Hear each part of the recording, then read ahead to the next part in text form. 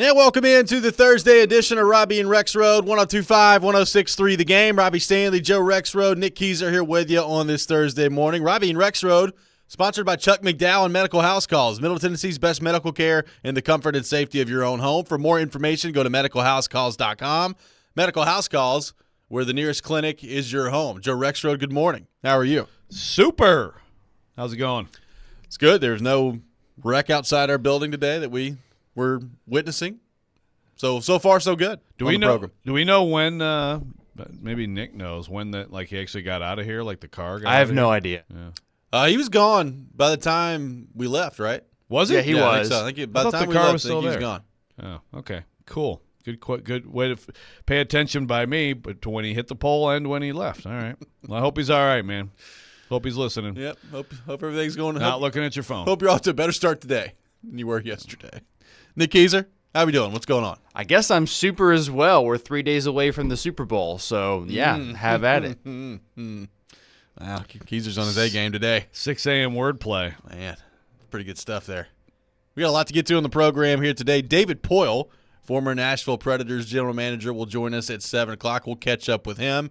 Also get to a really cool thing they're doing on Tuesday night at Bridgestone Arena with the Predators. So looking forward to that coming up at 7 o'clock. Our weekly visit with Charles Robinson from Yahoo Sports, who I assume, Joe, is out there in Vegas. So this could be an interesting phone call. He may have gone out raging all night out there in Vegas. Yeah. Well, I texted him yesterday. I'm like, hey man, just giving you a little heads up. And I was like, is it because Vegas is part of the year Mountain, part of the year Pacific, I think, right? I believe you're correct. I think that's right. So I was like, are you Mountain? Because obviously if it was Mountain, it would only be 7. Not be a big deal, but yeah, it's Pacific.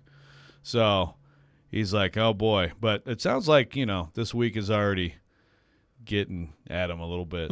So I see a lot of that out there, which I can understand. I haven't been to Las Vegas in 20-plus years.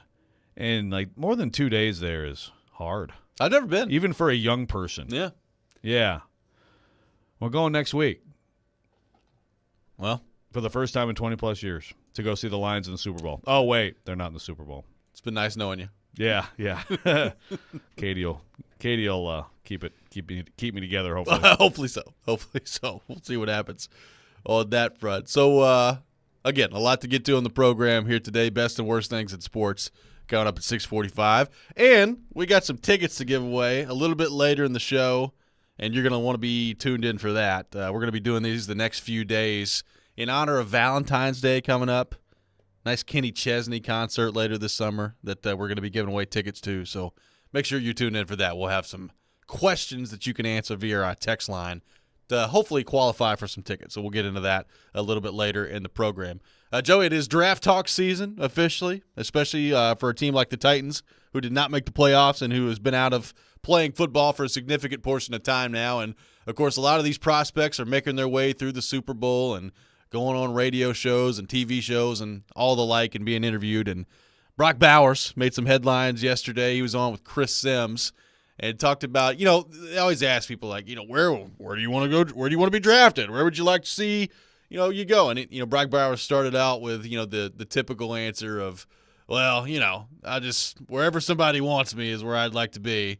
And then he just kind of nailed it down. He's like, I wouldn't mind being a Tennessee Titan. And, of course, that raised Chris Sims' eyebrows. That raised a lot of people's eyebrows. So, naturally, our friend Jarrett Stillman, who, by the way, will have a one-on-one interview with Will Levis today at 2 o'clock.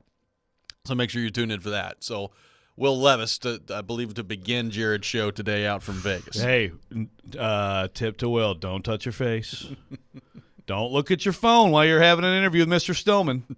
He might spend a month on it. Make sure that the Instagram stories are professional for a quarterback. That's which was right. a big talking point last year, too. That's right. So have a good personality for him. Will Levis coming up a little bit later. But Jared caught up with Brock Bowers yesterday and asked him about those comments. Here's what Brock Bowers had to say yesterday on Stillman and Company.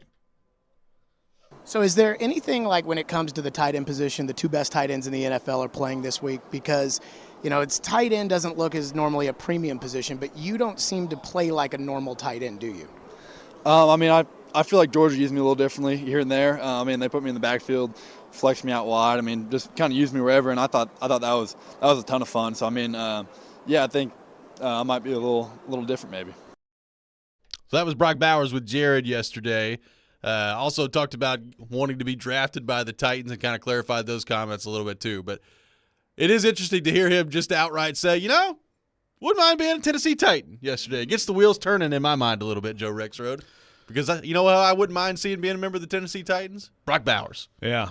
Well, he's of course he's from around here, so I feel like Nashville, like when I was in college and even like growing up in Michigan, like young people go to Chicago. Yeah. You know what I mean? Like that's in Iowa, wherever you live, like your best bet if you're going to get like a job in a big city or something, you're going to go to Chicago. And Chicago is the fun city and all that stuff. And I feel like Nashville is like that is what Nashville is. Anyone in this region, it's like this is the cool city. This is the big cool city. And I understand that Atlanta's right there too. But I think that we're cooler. And so also if you're Brock Bowers, you look at the draft board and you can see that it's actually it's a team that would be right in that wheelhouse for you. So, but good for him for saying it. Derrick Henry said this too, even though he tried to refute it. But he told Casagrande back during the draft period that he was hoping to go to the Cowboys. Yeah. Now, that was also, I'm sure a lot of players love the Cowboys or whatever, but that was also, the Cowboys were the only team that were obviously going to get a running back, and they had the 4th pick, and they took Zeke. But I like that. I like when players say, just go ahead and if you're like the idea of players being afraid to say that stuff, think about that. It's like, now the Commanders aren't going to draft you because you said you want to go to the Titans. Yeah. No, that's not. I need him to just stand on the table. I will be a Tennessee Titan. I'm not going anywhere else. Don't draft me. Like Eli Manning style. I'm going to be a Titan. Yeah. Don't do it. There you go. That would, Jared should have gotten that out of him. He should have. So, obviously, that was interesting yesterday. Now, in all seriousness, does Brock Bowers saying that change my draft strategy if I'm the Titans? No. Like, if you're sitting there at number 7 and you believe that Joe Alt is a franchise-changing player for you at a position of need, and that's your highest-graded player, then you take Joe Alt, right? Like, that's what you do if you're the Titans. Now, having said that, and we've talked about this, when you take a look at the first part of this, and we were discussing the number 7 overall pick. Like, if you're on the board and you're the Titans and Brock Bowers is your best-rated player, I would not be mad at the Titans for taking that. I know some people freak out and be like, you took a tight end when you have a glaring need at left tackle. But I do look at Brock Bowers as one of those guys that has a chance to be really, really special. You have to be in the business of getting great players. Yeah. It's just, I feel like this team in particular, where they are in their timeline, it's not like even think about the mistake they made in the 2017 draft, but they had this breakthrough season. They'd gone 9-7, and it was like, okay, they're about ready to win the AFC South here, so they have no receivers, so they took a receiver 5th. Well, that was a mistake. They went with need, and I know they like Corey Davis and all that stuff, but they overdrafted him. They went with need, and you go with any chance you have to get a great player. You get a great player. I know some of the scouts of the Titans at the times wanted Jamal Adams badly. Now, look, I understand also where his career has gone, but for a while it was pretty freaking good. Yeah, like Jamal Adams and Kevin Byard.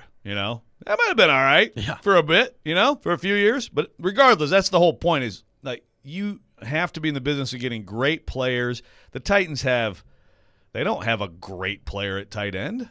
No. If you have a great player at a particular spot, then I can see it. Like, man, I don't know. But even then, like when the Titans took Jeffrey Simmons, they had a great player at defensive tackle. He was getting up there, but he was still, in 20 that would have been 2018, right? 2018, Casey was still get a great player.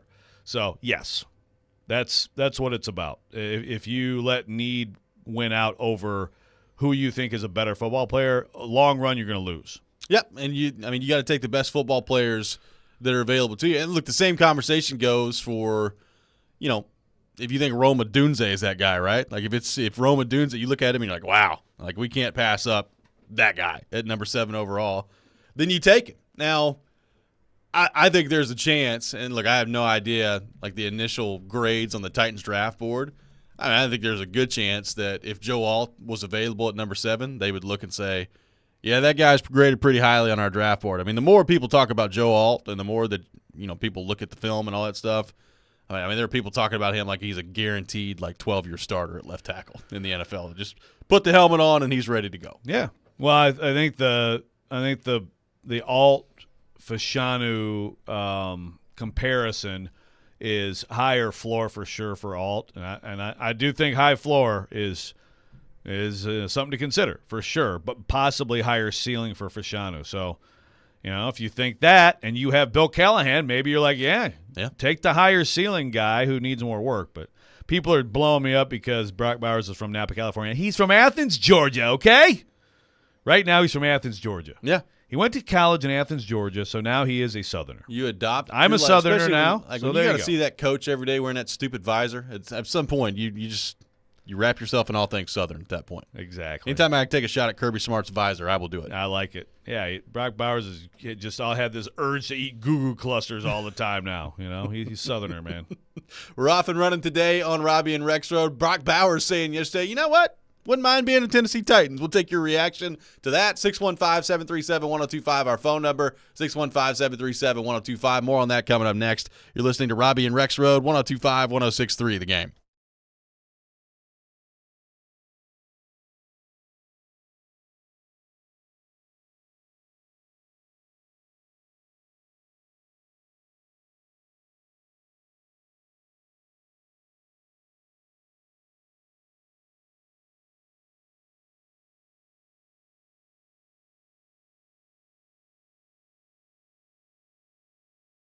Hey, Robbie Stanley here. Happy Super Bowl week to all who celebrate from FanDuel, America's #1 sportsbook. If you're like me, Super Bowl Sunday, all about scoring the best seat on the couch, grabbing your favorite football snacks, and placing some super bets as well. San Francisco and Kansas City coming up.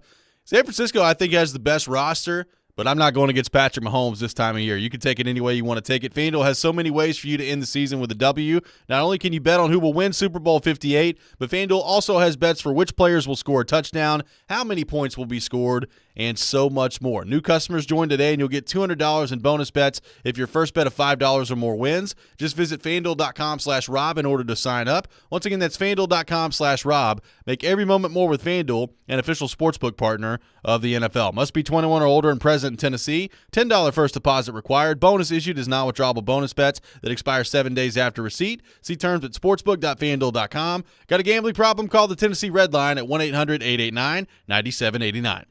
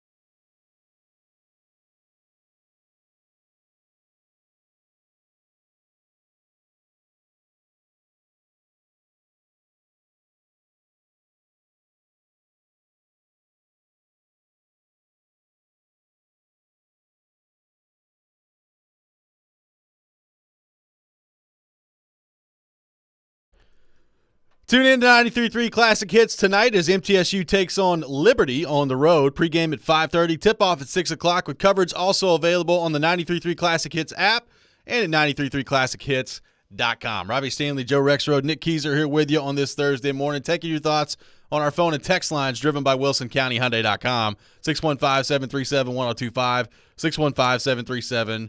615-737-1025. Joe, how many times between now and draft day are you ready for the should the Titans be safe and take a left tackle, or should they go crazy and take a skill position discussion that's going to be inevitable over the next few weeks and months? I'm just wondering if – so we're talking – what's the date of the draft? I mean, we're basically, 3 months away?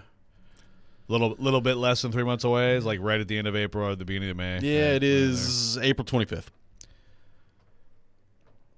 God, I just realized. God dang it, Mike Wilson. Mike Wilson's getting married on the 26th. Oh, my God. I'm only thinking about this because we were talking about it last night. Like, Katie and I were, like, trying to, do our calendar and stuff. God dang it, Mike Wilson.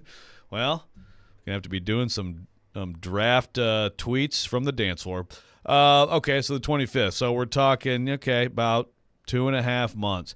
Yeah, like, when we have new information on the prospects, which thankfully we will – pretty soon. That's cool. I think it's good to talk about the prospects. But can't we all just agree? We've talked about it so much, and I can just feel the repetitiveness of this conversation happening and just pulling my brain apart in the next few weeks. I mean, can we all just kind of put a moratorium on this? Like, I don't know if they should take Joe Alt or a receiver. I don't know who's going to be available. I do know that they should not be resolved to do anything right now. There's no answer. I mean, Caroline on Jared versus Joe, and a preordained win for Jared yesterday. Again, it's like one of the questions is should they take a tackle or should they? Again, I'm not mad about it, but it's like my first answer was I don't have an answer for you. I don't know. I don't know what their evaluation of the players is, and I don't know who exactly is going to be available. If they think Malik Neighbors is going to be a great player, and he's there. And they still have the more pressing need for the tackle, but they have him as the overall higher-rated player. Take the higher-rated player. As our buddy Zach in Nashville points out on the text line, I think my favorite part of the Jared versus Joe competition yesterday was how basically, I guess Jared thinks Tony Gonzalez is like Bo Scaife running around out there. It's like, he's just some guy. It's Tony Gonzalez out there. Who cares? He's not great. He never won a whole lot. Yeah, I don't remember some amazing play he made in a Super Bowl. Okay. I don't remember that. I don't remember Barry Sanders doing that either. I was listening to that. I was like, well, this is one of the all-timers. Tony Gonzalez is basically like, Anthony Ferkser out there running around. See, this is why I need an older person asking the questions. I'm not trying to get rid of you, Caroline. But, this is like the outrage of, a boomer for that would be. I'm trying to think. I mean, Jared was old enough to watch football when Tony Gonzalez played, wasn't he? Yeah. I mean, that statement alone was worth the loss. It was worth the loss. Thank you. That statement. That's what I should have said at the end. It was another. It was whatever. The Stackhouse should be fired now or whatever. It's fired all the time right now. We'll always win for Jared. But that is the L for him. Tony Gonzalez is one of the top 5. Easily 5. Yeah. I mean, who are they? I mean, it's him and Gates and Shannon Sharp and Gronk for sure. Gronk Kelsey. and Sharp and Kelsey, right? Yeah, I think that's it. I mean, if there's somebody we're missing, I love Todd Christensen and Mark Bavaro, and there's others, but I think those are your top 5. So, I mean, come on, Jared. Will on the text line says, getting annoyed about early draft talk while you all are initiating early draft talk. Ha! Now listen. On the text line. Now listen though. It's not early draft talk. We're going to talk about, obviously, right? We're going to talk about this stuff. When Brock Bowers says something like that, that's a good thing to talk about. Again, there's going to be things that keep coming out about and the movement out there, the quarterback movement. We got free agency coming. So we're going to talk about the draft. But that particular question, I think it's been answered, right? Like, or at least for me it has. And the answer is, I don't know. Yeah. But the idea that no way, I don't care, they got to take a tackle. No, then you're just, that's how a franchise fails. You don't do it that way. So if we can all agree on that, I think we just move on from that, can't we? I think so. Jimmy Beans on the text line going with a Rexrode approach to this question, although Kuharski shut this down the other day, but we'll ask it anyway. Even though I still believe we're in dire need of good offensive linemen, does the fact that we now have Bill Callahan give us confidence that he can make more with less, meaning late-round players or other acquired offensive linemen, if we're looking for a change? How much better can we see out of Radin, Skoronski, and others with his coaching, meaning we could shift our attention to Bowers or another skill position in the first round? The Bill Callahan effect. Yeah, that we talked about it. Yeah, I mean, you really can look at it both ways. You could look at it that way, like, hey, you know what? This kid we have rated, we're going to be able to get him in the second. We have him rated lower than this kid we were going to take, but Bill's going to make him as good as that kid, so let's do that. But you could also look at it like, let's give Bill the absolute best of the best and then take a guy who would be really good to great in the NFL and turn him into an all-pro, right? Yeah. By the way, as Jeff from Hendersonville points out, and I thought this was true and was looking it up in the process, and he's confirmed, Antonio Gates, undrafted free agent. Well, there's a bad take because yesterday I was like, was Gates a first rounder? Because, God, he should have been. That's amazing. Yes, he should have been. 955 catches, over 11,000 yards. UDFA, huh? Yeah. No kidding. That's pretty good UDFA. That is a pretty good UDFA. And I think Gonzalez went like 12th or whatever. But Zach says that was – now, Zach, this is a big statement. But said Jared's take about Tony Gonzalez might have been his worst take to date. Yeah, I'm not going to go there with you. I mean, we got Rand Carthon wasn't on the Christmas card, bro. Like we got some God, takes. That was awesome. I forgot about that one. We got some takes, but that was a pretty bad one. And also, I know Zach. Zach's 38. He's not a boomer, but to me, anyone who I guess remembers football in the year 2000 is now a boomer. I got somebody on YouTube asking you what would be Joe's Joe Alt pro comparison. Your thoughts on Joe Alt? I have watched a fair amount of Joe Alt, and I think he's a really good-looking left tackle. I mean, my comparison, the last great left tackle here, even though some Titans fans somehow don't realize he was great, is Taylor Lewan.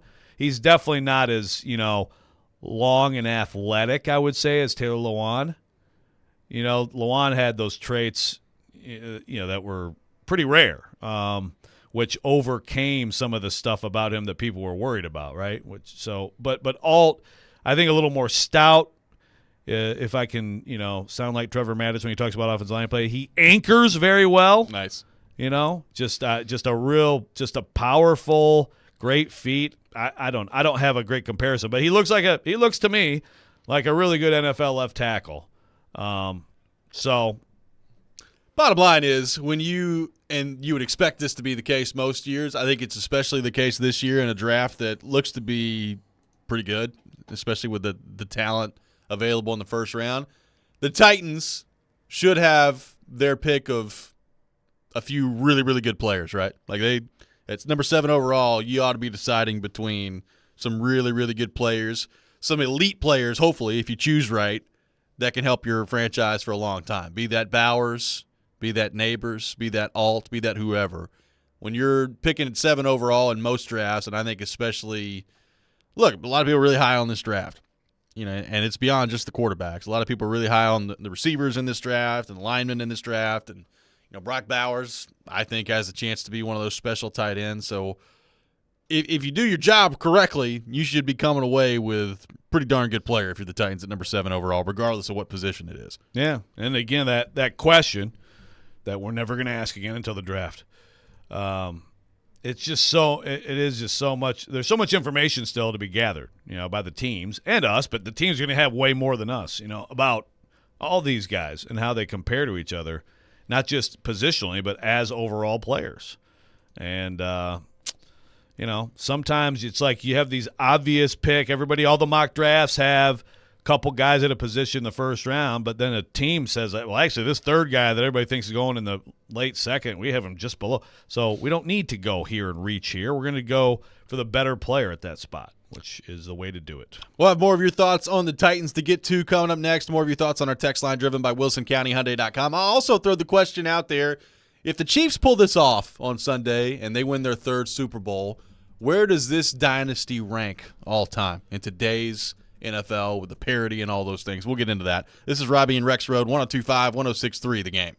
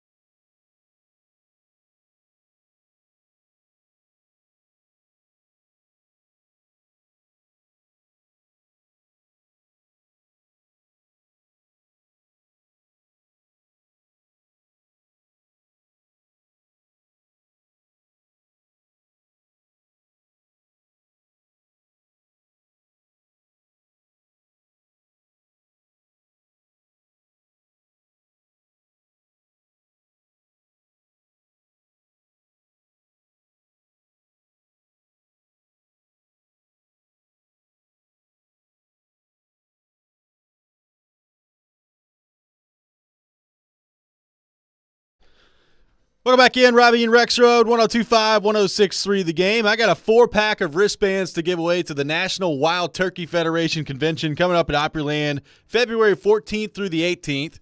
Be caller 3, 615-737-1025, our phone number, 615-737-1025. Call the 3 will win a 4-pack of wristbands to the National Wild Turkey Federation Convention coming up next week at Opryland, February 14th through the 18th. I'll be out there on the 16th. I may have to go check this out. Can you get a shot of wild turkey at the Wild Turkey Convention?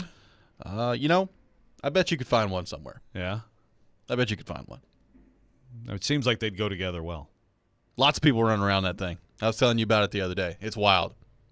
No pun intended. Yeah.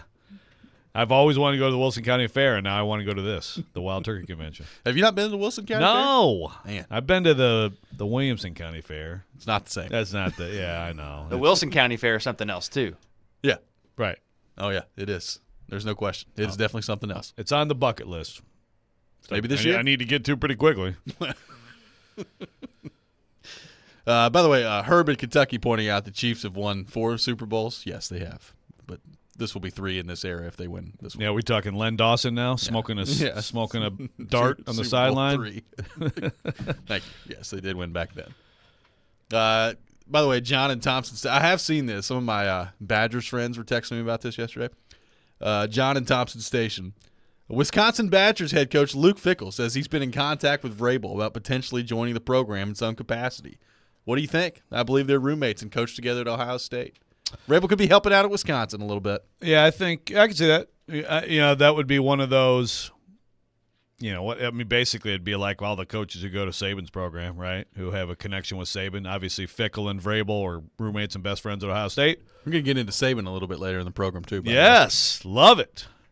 But I could see that. Someone else reported yesterday, and I hate when I forget who did it, but someone reported that Vrabel expressed some interest in the Cowboys D coordinator job. Yeah. And as PK said, I think he said on the air, but I guess if not, whatever. Vrabel, I think it's fair to say, Vrabel is not closed off to a DC gig, and I think that's a good way to go about it. I mean, I taking a year off. Also, I could make the case for that. Okay. Yeah. Get paid a lot of money to do nothing. But to stay connected to the game. Again, we've already talked about Vrabel. He doesn't have to do this anyway with the money he made as a player. Very few players make the money he did as a player and then go into the coaching grind. Maybe he will do he could also do the TV thing. I'd be here for that. I would too. How about like Vrabel and Brady in a 3-man booth? Just be pretty good. Intimidating the hell out of whoever the play-by-play nerd is. Yeah. It really could be. Hey, by the way, people. Can you believe the physical stature of this guy that I'm doing the game with in here? My goodness. 3rd and 3. I can't do this, guys. Mike, will you go in the other take room? People bring up on the text line, and it's a good point. Jason Witten should get some love here. Sure. I will say, I didn't realize Witten was as high as he was on the all-time reception list, right behind Gonzalez, who's 3rd, by the way. 3rd all-time receptions, Tony Gonzalez. And Witten has more than Gates, did play longer than Gates. I consider Gates the better player. But Witten should get love there when we're talking about the all-time best tight ends. So if Kansas City, VFL, and you didn't even think about him. I've thought about him. I don't think he's top 5, but yeah, I thought about him. Is he 6? He might be 6. Okay. That's respect for Jason Witten. Absolutely. VFL. So if Kansas City pulls this off on Sunday and they win, that'll be Super Bowl number 3 for Patrick Mahomes and this group here with Andy Reid. I think you can officially at that point probably call it a dynasty that they've put together over the last few years here. And they've been to another Super Bowl. We've talked about the AFC title games they've lost. So they've been right there knocking on the door basically the whole time over the past 6-7 years. So with that in mind, if they pull this off and they win their 3rd one, you start to think about, those Patriots teams, especially, late last decade and then the early part of the 2000s. Obviously, the Cowboys in the 90s, the 49ers, the Steelers. I mean, there have been some great dynasties in the NFL. What do you think about this one? If they pull this off on Sunday, where does this one rank in your mind, given the state of today's NFL and just kind of the whole picture around it, if Kansas City pulls this off for the 3rd time? Yeah, it's right there with – I mean, what are the good ones? The Cowboys got 3 out of 4 years there. How about them Cowboys – Jimmy Johnson into Barry Switzer. I'll try not to rip on Barry Switzer. I had somebody at The Athletic got real mad at me for a little shot I took at Barry Switzer. Really? Yeah, but it was like the column about Saban and Belichick and everything, but it's like, they didn't have a great coach, in my opinion, Barry Switzer. I think he was a little bit on scholarship with that.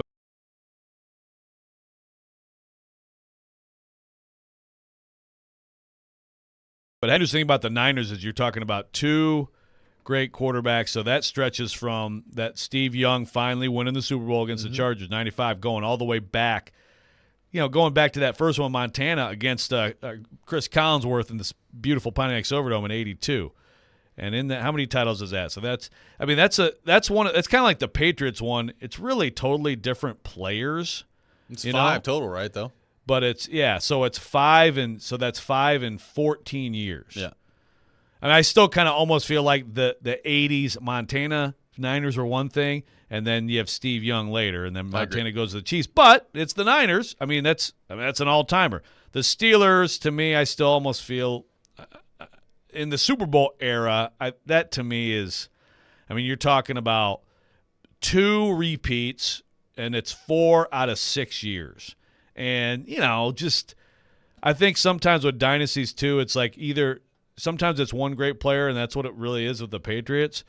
The Steelers, so many great players on both sides of the ball, but maybe the best defense ever. And maybe the best collection of defensive talent. The George Perlis stunt 4-3 with Mean Joe Green totally changed schematics in the NFL and all this stuff. That's – then, the receivers, the running backs. Webster, like incredible roster and coaching and all that stuff. So I think that's the gold standard to me would be the Steelers, and I don't have any sort of like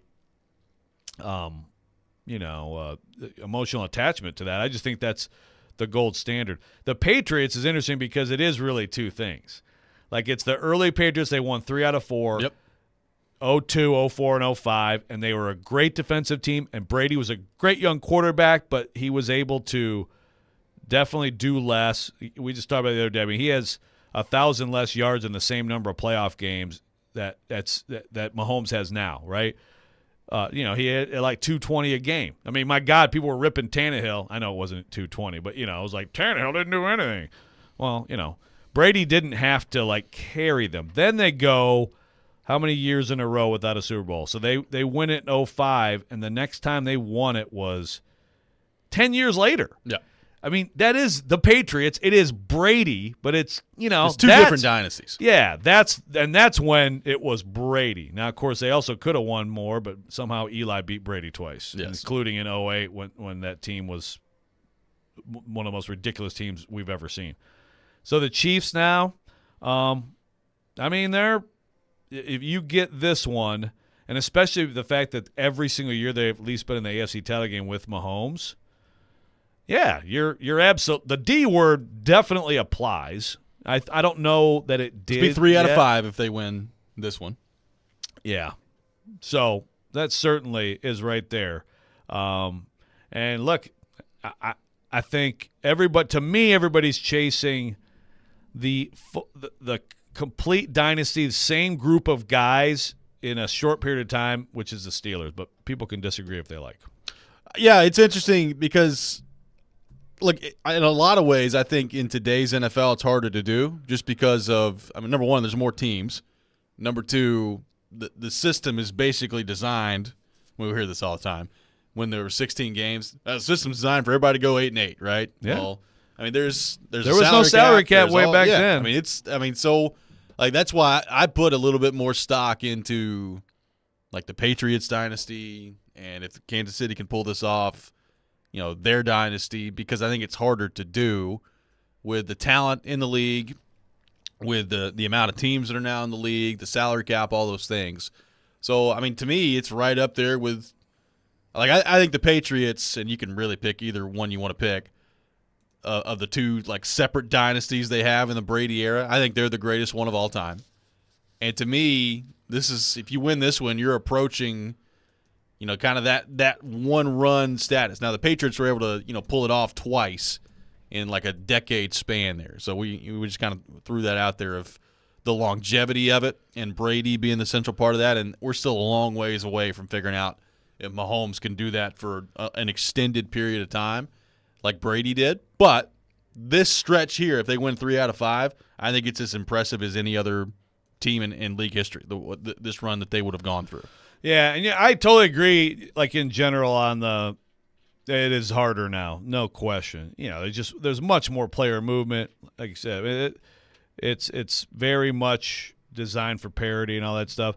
I guess I just look at those Steelers teams and they were so ridiculous. Like it was like the players at every level on both sides of the ball were so like Lynn Swann flying around out there. Lynn Swann and John Stallworth and Franco Harris and Mike Webster in that offensive line. And, Bradshaw is a Hall of Famer. I mean, he's probably the weak link. The defense, every level. I mean, Hammond, Lambert, and Blunt. I mean, incredible talent. So I just look at that. That was just a moment in time where it's like, just a ridiculous. Plus with Chuck Noll, and just even, I guess I even look back at the Steelers and look at what they've been all through time, and like to some extent, it was kind of they've been able to maintain that kind of excellence because from the top, that's what they've been. But I hear you. I mean, I do think that the modern era dynasty is way more difficult to put together. The Steelers would have lost some of those guys in this system.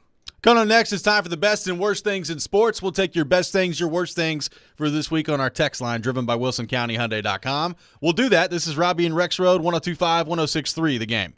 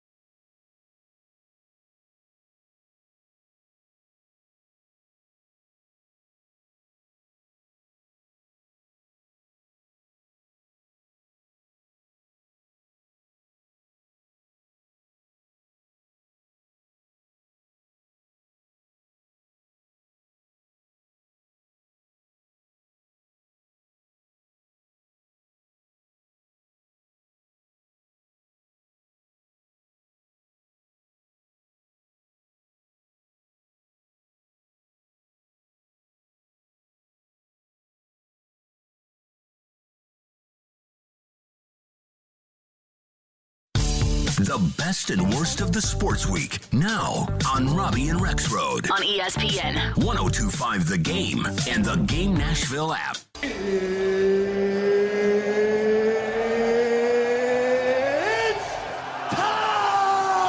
This is the worst.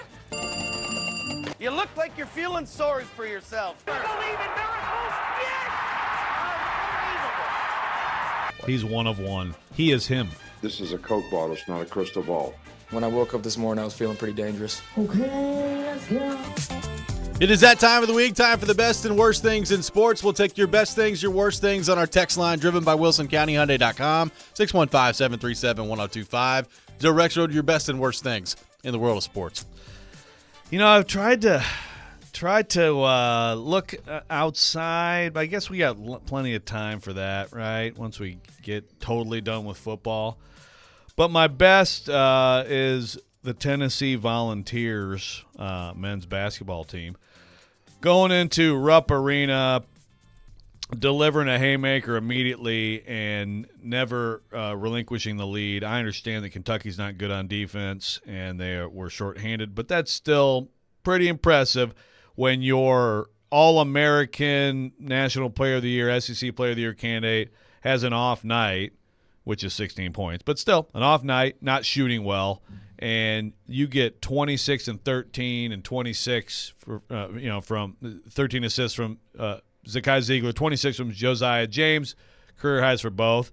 Ziegler, by the way, so last night, I think 17 and 9, so 43 points and 22 assists in his last two games, playing at an absolutely ridiculous level. The Vols are right there, as good as anyone playing college basketball right now.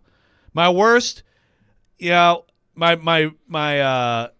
honorable mention is always like Super Bowl media day, stupid crap, but nothing this year was really, it was just a lot of the usual stuff. So I'll go with Vanderbilt men's basketball.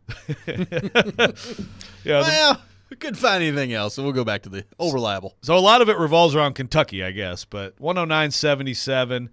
Kentucky always, to some extent, takes over Memorial Gym.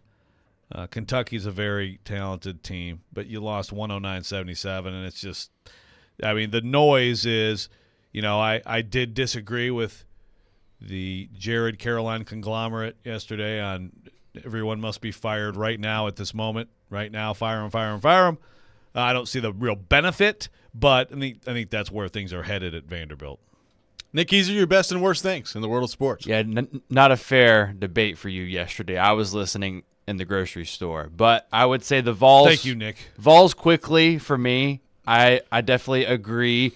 That was impressive. And I'm bringing it up because it was my called shot, even though I'm glad Joe agreed to that one, Robby. So there you go. He actually agreed with a shot where I wasn't as specific in a matchup. So there you go. You're getting better. My honorable mention is that Forsberg played in the All-Star game and had 5 points. Matthews thought he was the MVP in his eyes. That was pretty cool. My worst, so the Tampa Bay Lightning had Mikhail Sergachev come back last night and took a wrong twist and a turn after he went into the corner. I believe it was Alexis Lafreniere. Yeah. He was defending himself against the wall and bumped him, and then took a tumble and a spell and looks like he's going to be out for the rest of the season. He posted last night super late and not very happy about it for sure. Got his leg caught up under his body, kind of falling backwards. It was not good looking. Big man, too. Yeah, big guy, and he, like you said, just got back from injury and looks like he's going to be out for a while. So, tough one for Mikhail Sergachev last night. I'm going to start with my worst thing, Joe. I was reading this the other day. Shout out to your colleagues at the Athletic, Zach Rosenblatt and Diana Rossini. Have you seen this on the New York Jets? Yeah. Just kind of everything. And there's the Rodgers part of this, where obviously him getting hurt and his relationship with Zach Wilson. And then apparently like Robert Saleh, who I've always thought is like a pretty good coach, is a little paranoid up there in New York. And I don't know. They when you read this story about the Jets, it's not a surprise that they're just an absolute dumpster fire most of the time. And whether it's the coaching, the ownership, all of it, this story at The Athletic kind of goes through the detail of just what a disaster it's been. And there's I think they had 30-something sources in here that were willing to talk. And this goes back to a little bit of what Rodgers said earlier in the year of how are there so many leaks around here? Like, it's unbelievable how many leaks there are. A lot of dysfunction in the New York Jets organization that was uncovered at the Athletic. Yeah, and like Saleh's like, talking about taking people's phones and looking at who's. It's like, man, it's a losing battle. Coach well, try to win football games. Try to treat people well, coach well. There's always gonna be people who talk, but yes, this is an extreme situation. I think it does go with ownership. I mean, it got me thinking because look, they're really talented on defense, and Rodgers got hurt. So Rodgers, assuming he stays healthy this offseason, when next fall rolls around, there's going to be a lot of people saying, well, Jets got Rodgers. They're going to be really good. And I look at this dysfunction right now, and I'm like, are they? Are they going to be really good? Like, he's good. Last time we saw him, he's also 40 years old, coming off a torn Achilles. So, look, they'll be better than they were. I have no doubt about that because their offense will have a pulse with Aaron Rodgers, but this is wild, some of the stuff that's coming out about the New York Jets. I think what they really need, they need Aaron Rodgers to get in front of everybody and say, guys, we are keeping it about football. That's what I do in my life. I keep it to football. That's what we're going to do with the New York Jets. Yep. By the way, he was on the Rogan podcast yesterday. Oh, good. So just I'm sure some really good stuff there. Continuing to, I haven't seen anything from it yet. I just know he was on there, but I'm sure some good stuff. We'll get some stuff. We'll get some clips today. My best thing in sports, I was also going to say Tennessee, so I will give an honorable mention to the NBA at large. And the reason I bring that up, so you've had Joel Embiid put up 70 points a couple weeks ago. Steph put up 60 the other day. There's some wild performances going on in the NBA right now, which is fun to watch. Now, the other part of that is, like, does anybody play defense in the NBA anymore? That'd be nice. It starts to ramp up in all seriousness as the playoffs get closer, and the Denver Nuggets played some good defense last year against my beloved Miami Heat in the finals. But a lot of individual scoring right now that's pretty cool to watch in the NBA. It's fun. Yep, it's amazing. It's an amazing era of the NBA. I mean, I'll keep, every time you bring it up, I'm going to go there. I don't know that I love anything more than late 80s NBA, but it is the best it's ever been, and people who are missing it are missing incredible stuff. There's so many great players with so much skill. Yeah, the defense. You get into a Tuesday and wherever, and you're going to have some lacking defense at times. But man, I think it's more that these guys are just incredibly good. I forget who it was. And shoot the crap out of it. A couple weeks ago, I saw a score, and it was like 148, 145. And I was like, oh, that must have gone to overtime. Nope.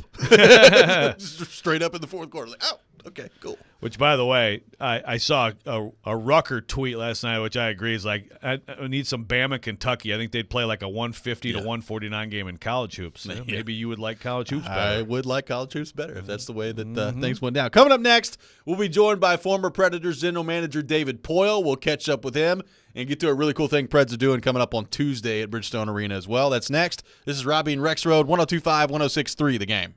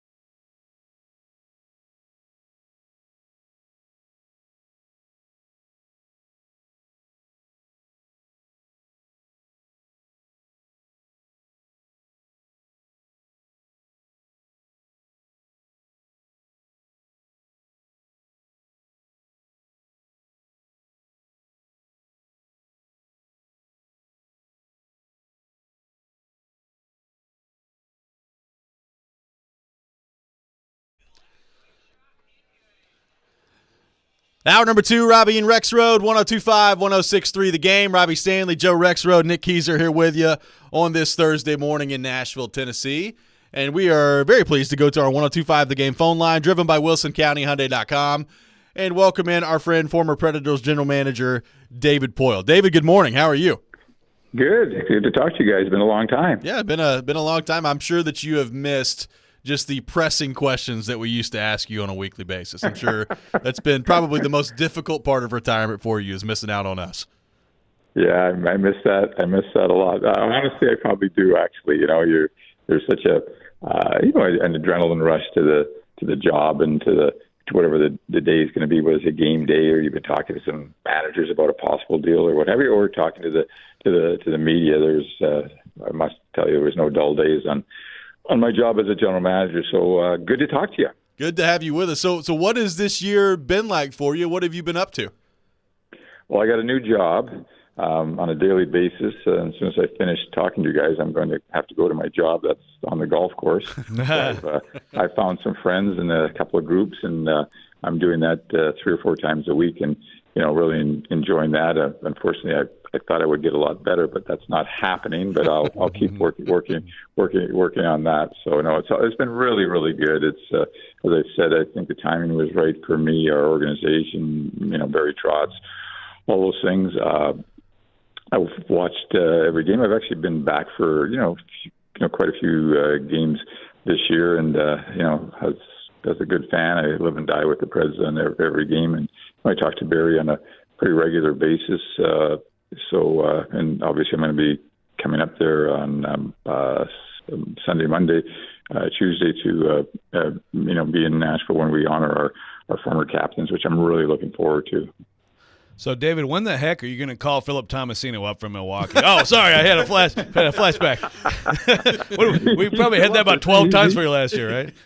Yeah, that's a young kid. He's a few ups and downs again this year. He missed a few games, and last I saw, he scored in the last couple of games. So you got to give these younger kids some, a little bit of time. It's probably a little frustrating, for fans and coaches and for the player himself, but that's the development situation. I think Phil's going to be fine, but there's more that he can and will do, both on the ice in preparation to be a pro, and in the success that he's going to eventually have. So I'm betting on him, and it just takes a little bit of time.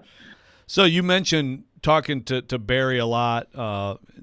Has there been a question he's had for you, David, about this job, that maybe something he encountered that he didn't anticipate? Can you think of something like that, like maybe just some of the nuances of being a GM day to day that maybe you've helped him with over the last few months?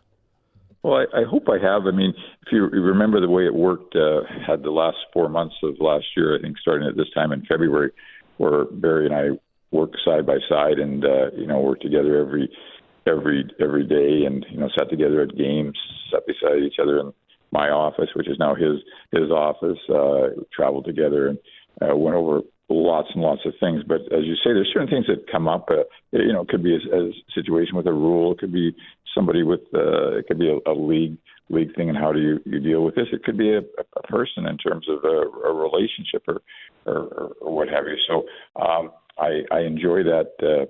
I guess you call it a mentor type of a role. I hope I'm providing, good input for Barry, because there is a learning curve for sure. I mean, I really felt obviously I had the job for a long, long time, but you become more comfortable and you get into a routine, and the different things that are going to happen. So I believe I left Barry with a really good staff of people that know what they're doing, and I think Barry's been a long-time hockey guy. So although he doesn't know what he doesn't know, he knows a lot. And again, I think there's some, I think this will be his first trade deadline coming up, which is March 8th, and again, the Predators are right on the bubble as far as making the playoffs. It's going to be really interesting, how this plays out in the next, say, 10-ish games, and whether the Predators add or whether they're a little bit of a seller, and these are all new things for Barry. So it's going to be exciting.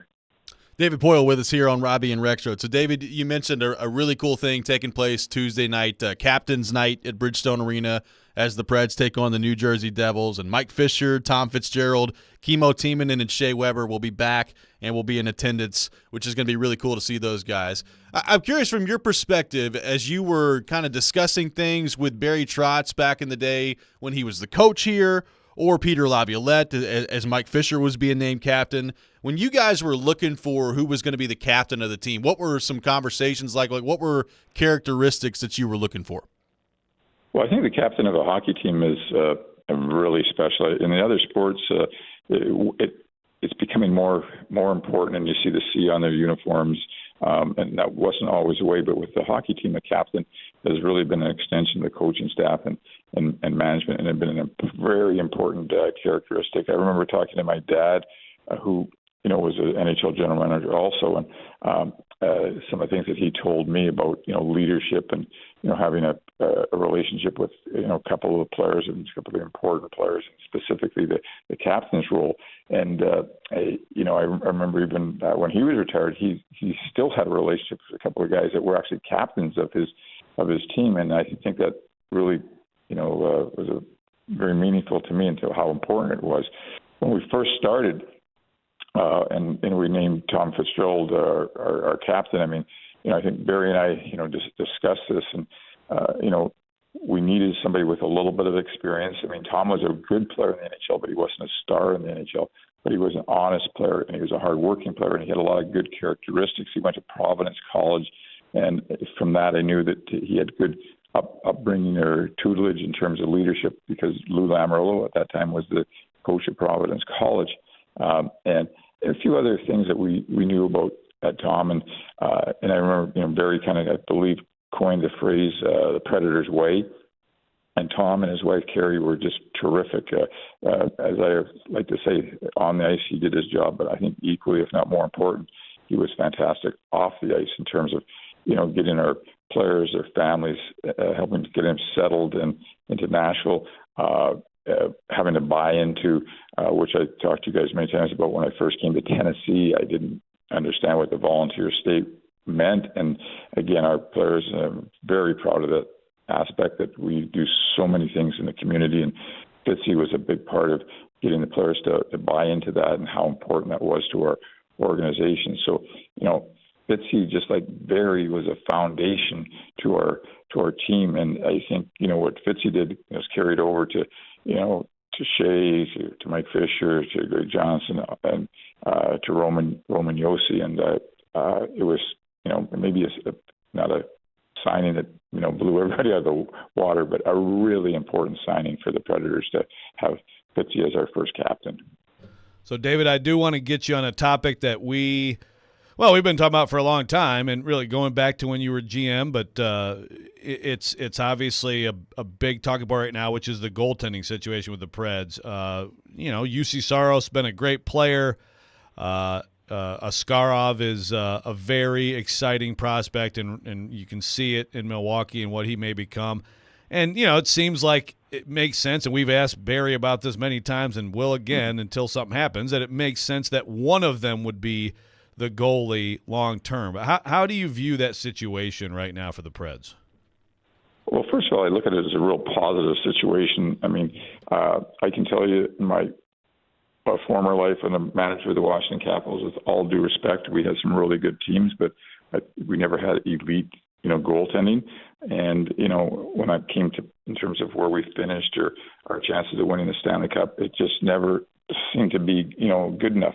I think with the Predators, starting with our goaltender Mike Dunham to Okun, Mason, Pekka, of course, and now Saros, and maybe eventually someday Askarov.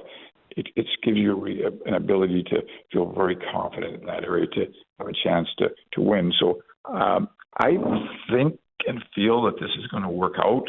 I really believe deep down, and we'd probably love to sign Saros, and Saros, I think, would love to stay with the Predators. Askarov, I mean, this is how the system works. I mean, he's looking really good, but he's got more work to do, and he just like use Pekka as an example. Pekka played 3 full years in Milwaukee before he came up to even get a chance to even be the second goalie. in Nashville. So, and goalies seem to last longer. So maybe their careers don't start as fast as forwards in defense, but they last longer. So worked out pretty good for Pekka. I mean, 15 years in the National Hockey League. I think Askarov would eventually take that. So again, Barry, we have a big decision to make if it's ever presented in terms of trade options or what have you. But Saros is signed for another year. Why not sign him if we have the ability and he wants to do that?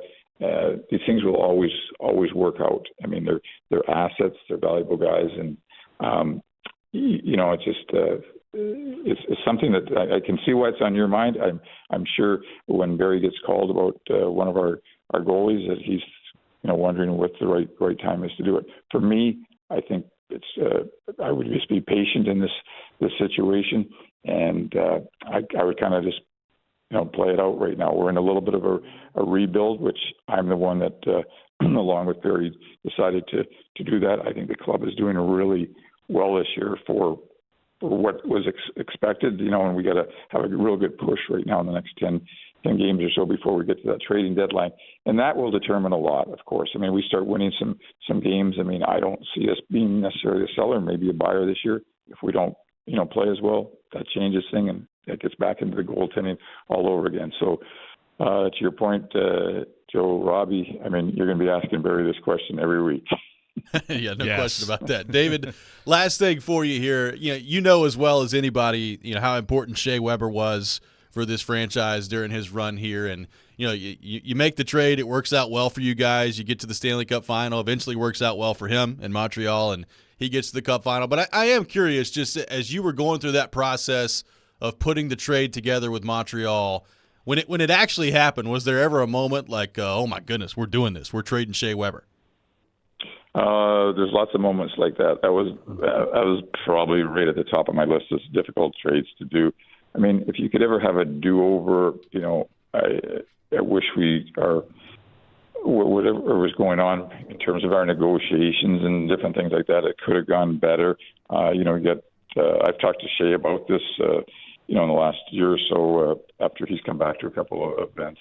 I wish it never had happened. I wish we could have signed him like a long-term contract like we did for Pekka, retired here, or how Roman Josi we got in a long-term contract. Forsberg, it just we got the contract. It was Philadelphia's contract, and it just didn't seem that it was we're on the same page there for a while. Again, you'd have to talk to Shea. I think he would feel somewhat the same about the situation, but it's that's where the business part gets in the way of the hockey part, and you have agents involved and different things. So I did what I felt I had to do. It worked well for us. It worked fine for Shea. I mean, we got into the Stanley Cup Finals. We almost won the cup, and that was certainly the impetus to do the deal. But in terms of in the bigger picture, I wish that Shea had never been traded. I'm being very honest with you when I say that. Well, David, it's been really good to catch up with you. Appreciate so much you taking a few minutes to join us this morning, and good luck on that golf game moving forward. Yeah, keep us updated. Okay, guys. We'll see you at the game on Tuesday night. Thanks a lot. Absolutely. Thanks, looking David. forward to that. Former Predators general manager David Poile, our guest here on Robby and Rexrode. Interesting stuff there from Poile. We'll react to what he had to say coming up next. You're listening to Robby and Rexrode, 102.5, 106.3 The Game.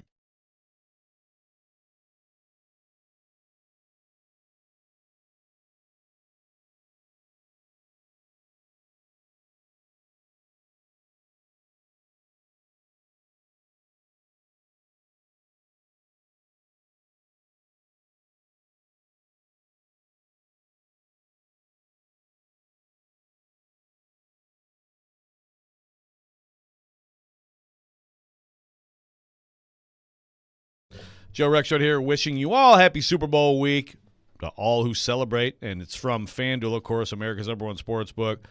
Look, we got some buffalo chicken dip coming this Sunday, a nice seat on the couch, and some super bets. Obviously, FanDuel has a lot of ways for you to end the season with a W, but also with 2 or 3. You can bet on more than just who's going to win. Between the Niners and Chiefs, you can bet on who's going to score a touchdown, the over-under, a lot of different props you can do.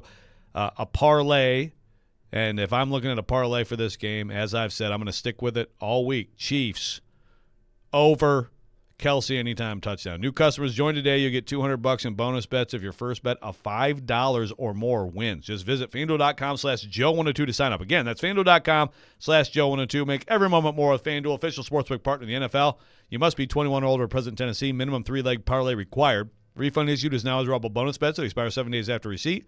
Max refund $5 unless otherwise specified. Restrictions apply. See terms at sportsbook.fender.com. Gambling problem? Call the Tennessee Red Line 800-889-9789.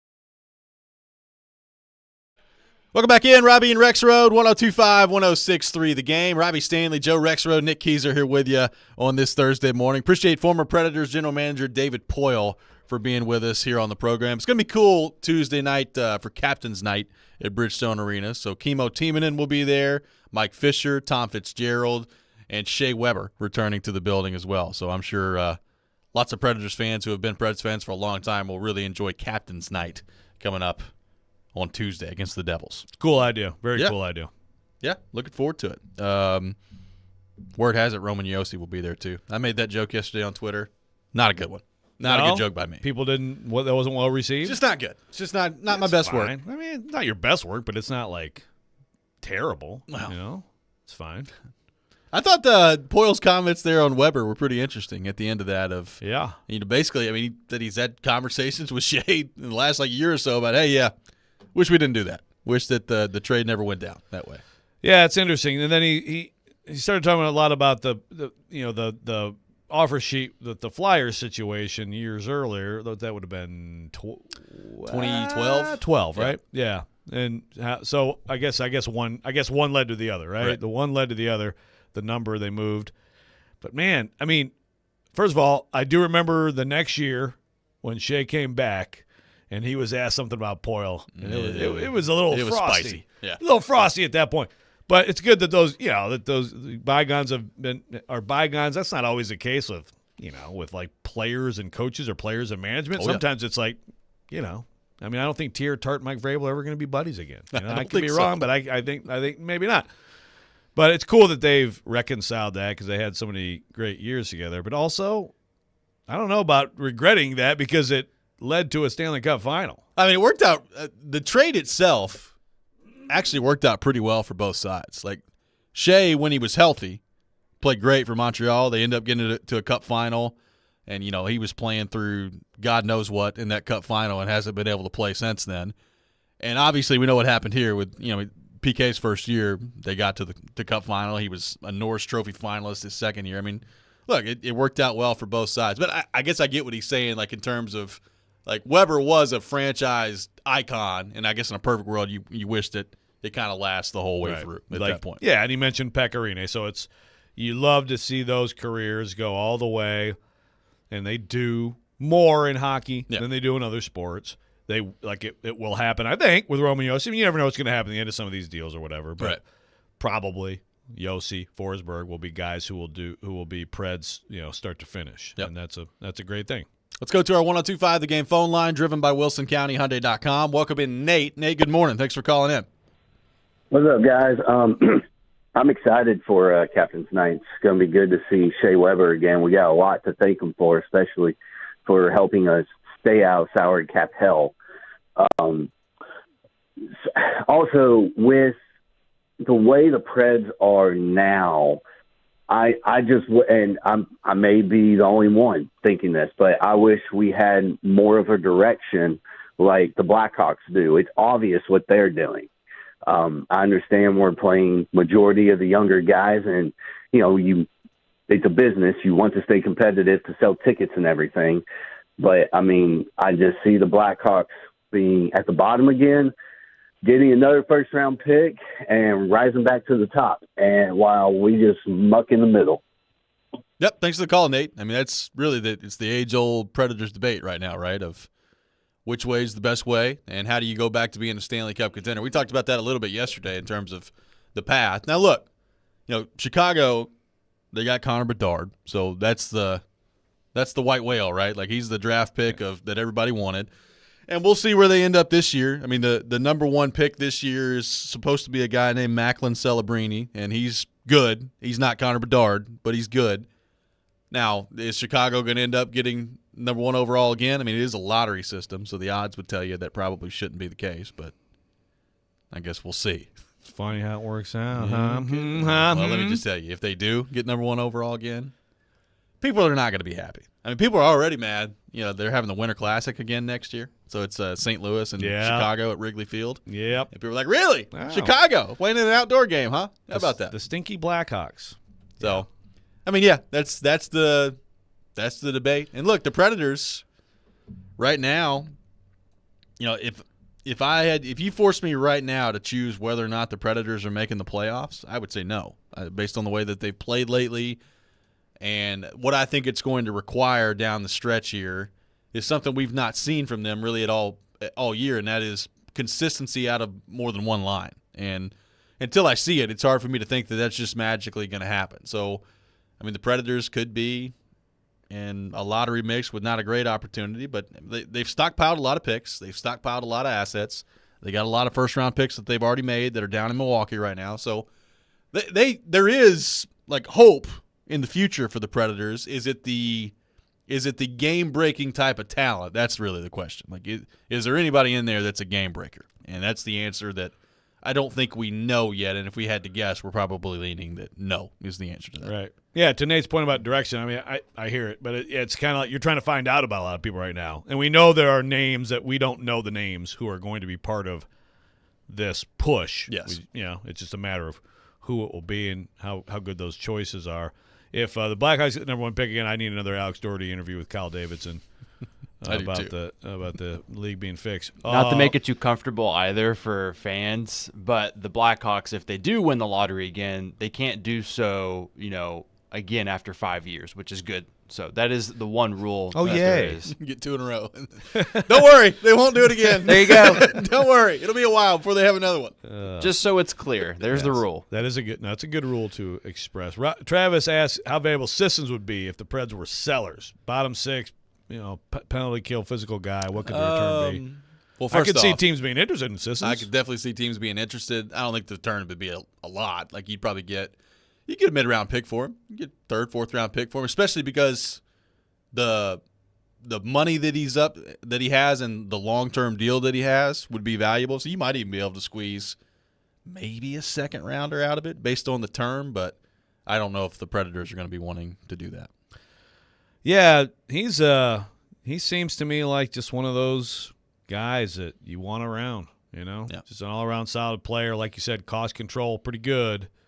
So, but yeah, I guess if someone really, really loved him, take a listen. Sure, I'd be listening on everybody. Yeah, I think that's what you got to do if you're Barry Trotz. 615-737-1025, our phone number. 615-737-1025. Coming up next, Nick Saban apparently has found himself a new job after being retired from Alabama's head football coaching for a couple of weeks here.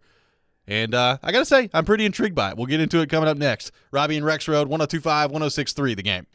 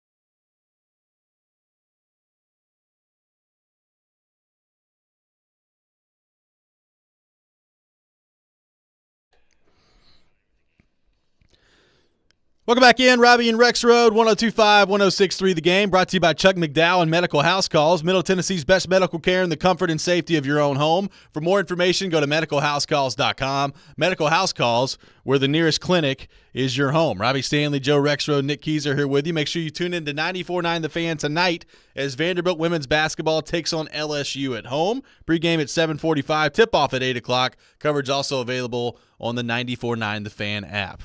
Nick Saban has found himself a new job, Joe Rexrode. He apparently will be joining College Game Day as an analyst. So in his little sit-down interview he did after he retired with Reese Davis about a month ago, he did mention television as a possibility and said that he enjoyed doing TV and that may be something that he explored. You know, yesterday he was out there golfing over at the Waste Management Phoenix Open for the Pro-Am part of the tournament. So Saban's having himself a good time in retirement so far, but he will be joining the College Game Day crew. So you'll have McAfee out there and Herb Street and Desmond Howard and Reese Davis and Lee Corso and now Nick Saban going to be a part of things as well. What do you make of Nick Saban every week on TV on College Game Day? Yeah, I'm intrigued by it. Hopefully he'll be good. I do think that in all these situations, you still don't know how someone's going to be when you know they're on that other side of things until you see it. And I always my big question always with, well, we've talked about this with former players, right? They get out of the league and they've got a bunch of friends in the league, and because you want some balanced commentary and some criticism when warranted. So how will Nick Saban be in that regard in terms of insight? I think he'll be great, and I think. Again, it's like one of those things with Saban. A few years ago, if you told me he was going to end up trying to do TV after coaching, I would have laughed. Like, what? He'd be terrible, you know? He hates media.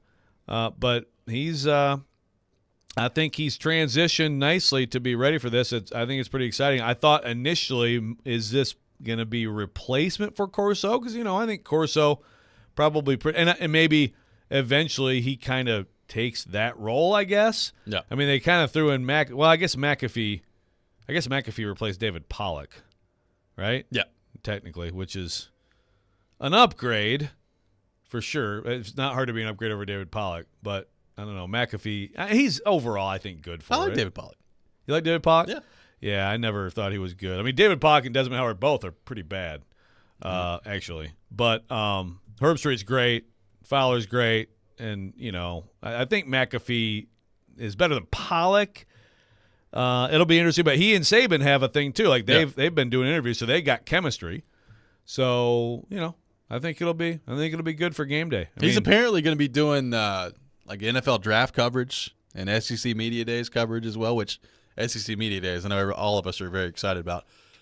Saban on TV – I'm with you. Like, I'm very intrigued by it. I do wonder, like, is he going to – he's been so, like, control freak about everything, right? Like, when you're head coach at Alabama, you always have a message for recruiting. You always are worried about your game, all this other stuff. And I really enjoy watching Saban on TV. I do wonder, like, the non-coaching version of Nick Saban, what's that like on TV? Is it a little bit more laid back? Is he having a little bit more fun out there? I'm interested to see. I mean, it's even like – because there's some really good former coaches who are in media. I think one person who comes to mind is like Seth Greenberg. Yeah. I really like him, like on ESPN, hoops. Like Nick Saban asking questions,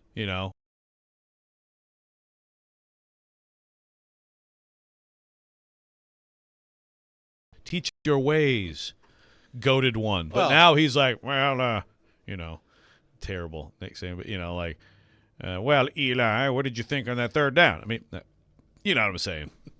All right. Please, all right. Please just erase that. Is he ever going to pick against Alabama? Is he going to criticize, coaches out there? Is he going to be harsh on people? Like I mentioned, like Saban has traditionally been somebody who doesn't have much of a problem speaking his mind. Now, it's always been in a kind of a different setting, so he's never really had to, criticize what he's seen on the field from other people, right? Yeah. So I'm interested to see what that looks like. Yeah, and someone who does say whatever you want about him, and many have, including us. Let me email you that Let me email you that story, Urban. Urban Meyer, he's not afraid to get after people. He's a little not. bit. So, No. I give that credit. A lot of people don't like him, but I think that has to be part of this. Kevin says McAfee's done at game day. Is that right? Have you heard this? I don't think so. I mean, in the release, it talks about him joining the show and Pat McAfee on there. So I don't think that's accurate. Kevin claims back at WWE full time. Yeah, I haven't heard that either. I mean, yesterday as they talked about it, it was Saban just being an addition with no subtraction. I can tell you McAfee is in the release. So yeah.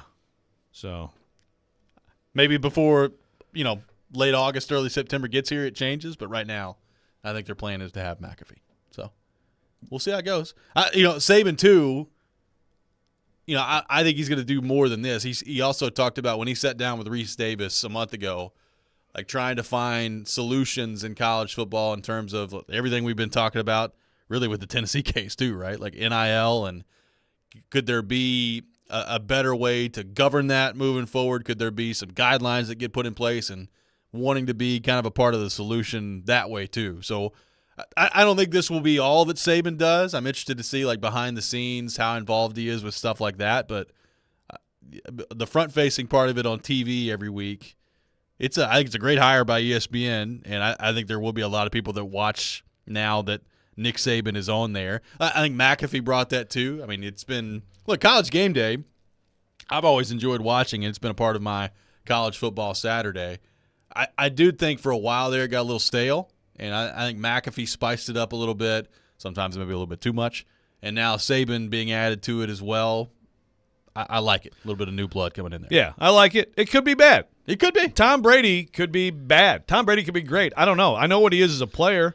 I don't know what he is as an announcer, Think about 5 years ago, talking about Tom Brady being on TV and Nick Saban being on TV the same year, debuting.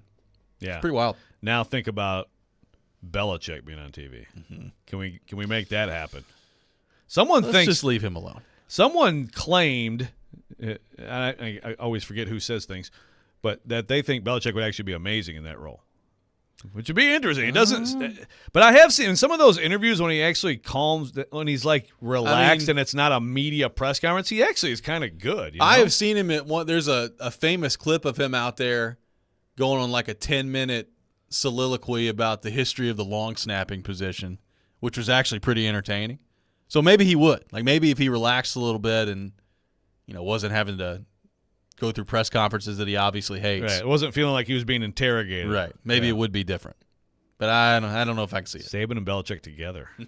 Let's do it. Reality show. You got Brady and Vrabel in one booth, Saban and Belichick in the next. Saban, Belichick reality show, and then like Vrabel shows up with some beers, some cigarettes. What's up, guys? How we doing here? Nobody's worried about your physical presence, just mine. Intimidate them. They run to their rooms. They see how huge Vrabel is. He darkens the door. Yeah.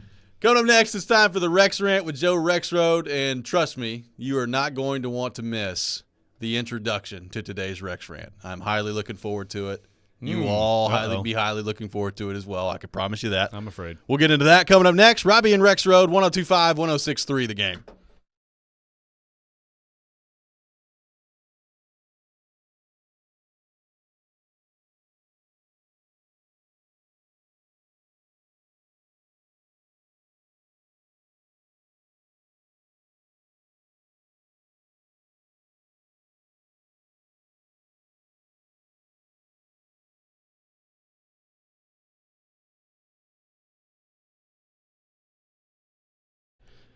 Hey, Robbie Stanley here. Football fans, FanDuel has the perfect way for everyone to get in on Super Bowl 58 action with a no-sweat same-game parlay. But when you bet on Super Bowl 58 on FanDuel, one game can mean a whole lot of wins. America's #1 sportsbook has all your favorite bets like the money line and the point spread, plus all sorts of prop bets as well. I'll go with Kansas City to win. I'm taking Patrick Mahomes over on the passing yards. I've been telling you about that all week. But you can take it any way you want to take it. That means when you combine all your bets for a chance at a bigger payday, you'll get bonus bets back if your same-game parlay doesn't win. So start building your own or just bet a popular same-game parlay already made for you in America's #1 sportsbook. All you got to do, visit FanDuel.com/Rob if you don't already have an account. Make every moment more with FanDuel, an official sportsbook partner of the NFL. Must be 21 or older and present in Tennessee. Minimum 3-leg parlay required. Refund issued issued as non-withdrawable bonus bets, which expire 7 days after receipt. A max refund of $5 unless otherwise specified. Restrictions apply. See terms at sportsbook.fanduel.com. Got a gambling problem? Call the Tennessee Red Line at 1-800-889-9789.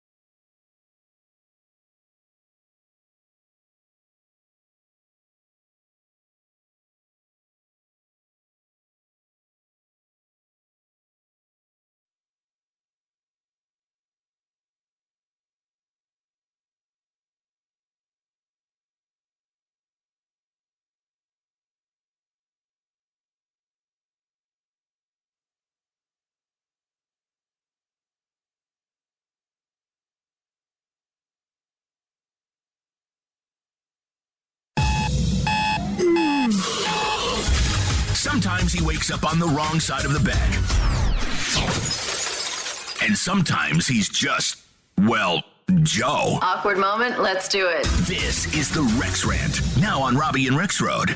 What's up? This is Scott Stapp from Creed, and you're listening to Robby and Rexrode on 102.5 The Game. Thank you. That was just something for our sister station. Okay. Did I say Rexrode right? Rexrode. Rexrode. Okay, let me do that again. No worries. What's up? This is Scott Stapp from Creed, and you're listening to Robby and Rexrode on 102.5 The Game. Yes! Yes! We've done it! We've done it! That was totally on purpose, man. Scott Stapp, friend of the show, bringing us back in. I see through that. He listens to us. He knows. Awesome. You did that on purpose, didn't you? Robby and Rexrode. Did I say Rexrode right? Did I get that Rexrode part right? Thank you, I just Scott want to double check. Stoop. Oh, my I was goodness. sent this yesterday. Thanks to our friends at 1029 The Buzz for making this happen. I mean, that's Haley St. John. That's going to be a very frequent usage. There's no question about it. I heard that yesterday, and I don't know that I've ever been happier to hear anything in my entire life than that clip from Scott Stapp yesterday. Scott Stapp. You had such a giddy look on your face. I was so afraid of what this might be. It's been really difficult, to be honest with you, holding this in all show because I've known this is coming at 7:45 the whole time. Rexrode. Like I think we could just play. Matter of fact, Nick, let's play it again. Let's hear for one more time from Scott Stapp of Creed. What's up? This is Scott Stapp from Creed, and you're listening to Robby and Rexrode on 102.5 The Game. Thank you. That was just something for our sister station. Okay. Did I say Rexrode right? Rexrode. Okay, let me do that no again. Worries. What's up? This is Scott Stapp from Creed, and you're listening to Robby and Rexrode on 102.5 The Game. You know, there are a lot of things on our show that I'm very proud of and that make me very happy to think back on in retrospect. I'm not sure there's a prouder moment in my career than what we're doing right now. What just happened with Scott Stapp bringing us back in, who I've always been a big fan of. I joked, but actually he has no idea how much I hate him. He has no idea how much I love it. And now that love has only increased. Well, this changes my rant. Never mind my rant that I was going to do. I had one on a dryer, and I had one about the softness of society. We can save those for later. You sent me something yesterday as it relates to Creed. Because, of course, Chase mentioned that I did know that we knew Scott Stapp was going to be in the studio yesterday afternoon. Yeah. And so I was like, I could come in there and, like, throw eggs at him. And I'm not going to, I'm not coming in for his terrible music. But I just want to go back. Thank you to you, Robby. Yeah. Because I'm going to have to share this with the listeners. Okay, so this is from – so Chase thinks that Scott Stapp has ripped Pearl Jam. I still need to find that. If that's the case, we're taking this to a higher level. We are. Nice. But you found Creed bassist disses Pearl Jam in radio interview. For those who don't know, really fast, if you're not caught up on it, Pearl Jam is an amazing, fantastic band, one of the best bands ever. Creed is a band that rips off Pearl Jam because the suits want everybody to sound like Pearl Jam. Okay, so this guy in this story, June 19th, 2000, Marshall, this is Brian Marshall, Creed bassist, ripping Pearl Jam. I don't understand the route they took. Look at their album sales. You can just see the decline. Because, Creed's first album, sold more than, 1998, the Yield album from Pearl Jam. This dude is ripping Pearl Jam, who played in Creed? Hey, man. And he's talking album sales? Great. Britney Spears outsold you, so, what are we talking about here? Unbelievable. Sure? Lack of... Dude, we know that you ripped off Pearl Jam. Can we not at least give some respect to a good band that you ripped off?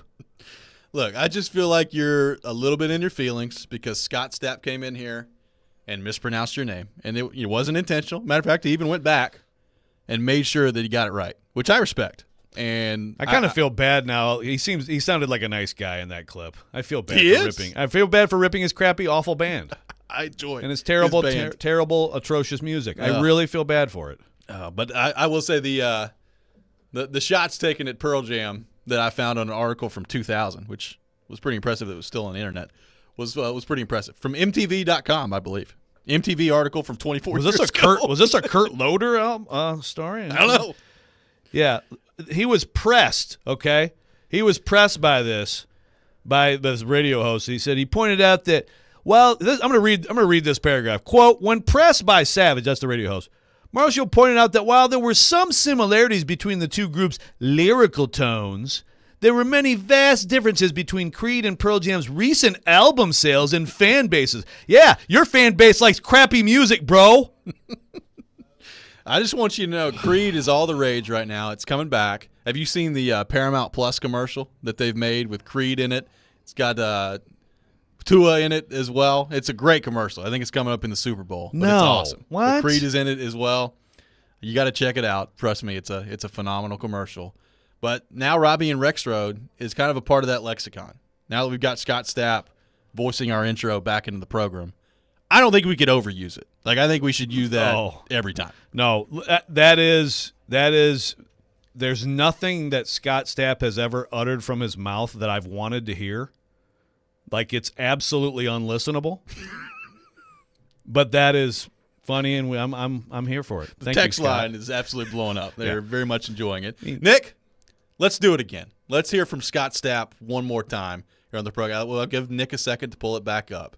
But if you missed it, a breakthrough development in the history of the Robby and Rexrode program. Here was Scott Stapp yesterday for us specifically. What's up? This is Scott Stapp from Creed, and you're listening to Robby and Rexrode on 102.5 The Game. Thank you. That was just something for our sister station. Okay. Did I say Rexrode right? Did I say the E right as an O? It's What's an up? O, This is right? Scott Stapp The E from makes an Creed, O and sound, you're listening right? to Robby and Rexrode on 102.5 The Game. What the hell is wrong with people? You've been called a lot of things. That's definitely my favorite. That- Rexrode it's first off, it's awesome. It is. It may be worth consideration to change your name. You know, That Joe is pretty Rule. great. I mean, you got called Joe Rule, Rexrode. We've seen a lot of those things. Sex Road, all these Toad. things. But Rexrode is, especially given who the source was there, is amazing. It really is amazing. Very mad at LD, who says Pearl Jam sounds like someone in agony or caught in a bear trap. Just lost respect for you. But Grigsby, love you, Grigsby. Don't lay off the Creed hate. Yield was far superior to anything Creed produced.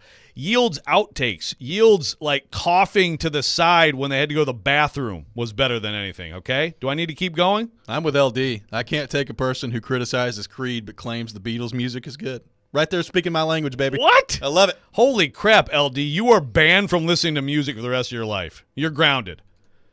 You're saying you can't take personally someone criticizing Creed but says the Beatles music is good.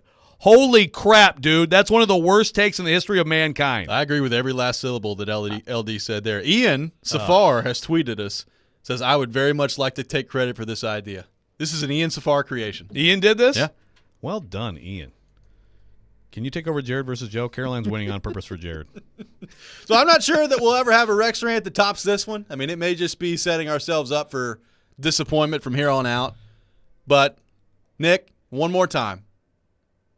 I keep What's Nick in up? a This is terrible Scott spot. Stapp from Creed, and you're listening to Robby and Rexrode I hope he on did this on 102.5 The Game. I hope it's on purpose. Please be on purpose. Wouldn't that be great if he actually was, like, because he's all, hey, is that right? Did I get that right? It's an E, bro. Maybe somebody has bad handwriting. I don't know. I'm going to start calling them crude. This has been the Rex The E rant does not make an O sound. with Joe Rexrode. And Rexrode. Our program has now reached new heights. It's amazing. We'll have Charles Robinson from Yahoo Sports coming up next. We'll get his thoughts on this and all things NFL football as well. This is Robby and Rexrode, 102.5, 106.3 The Game.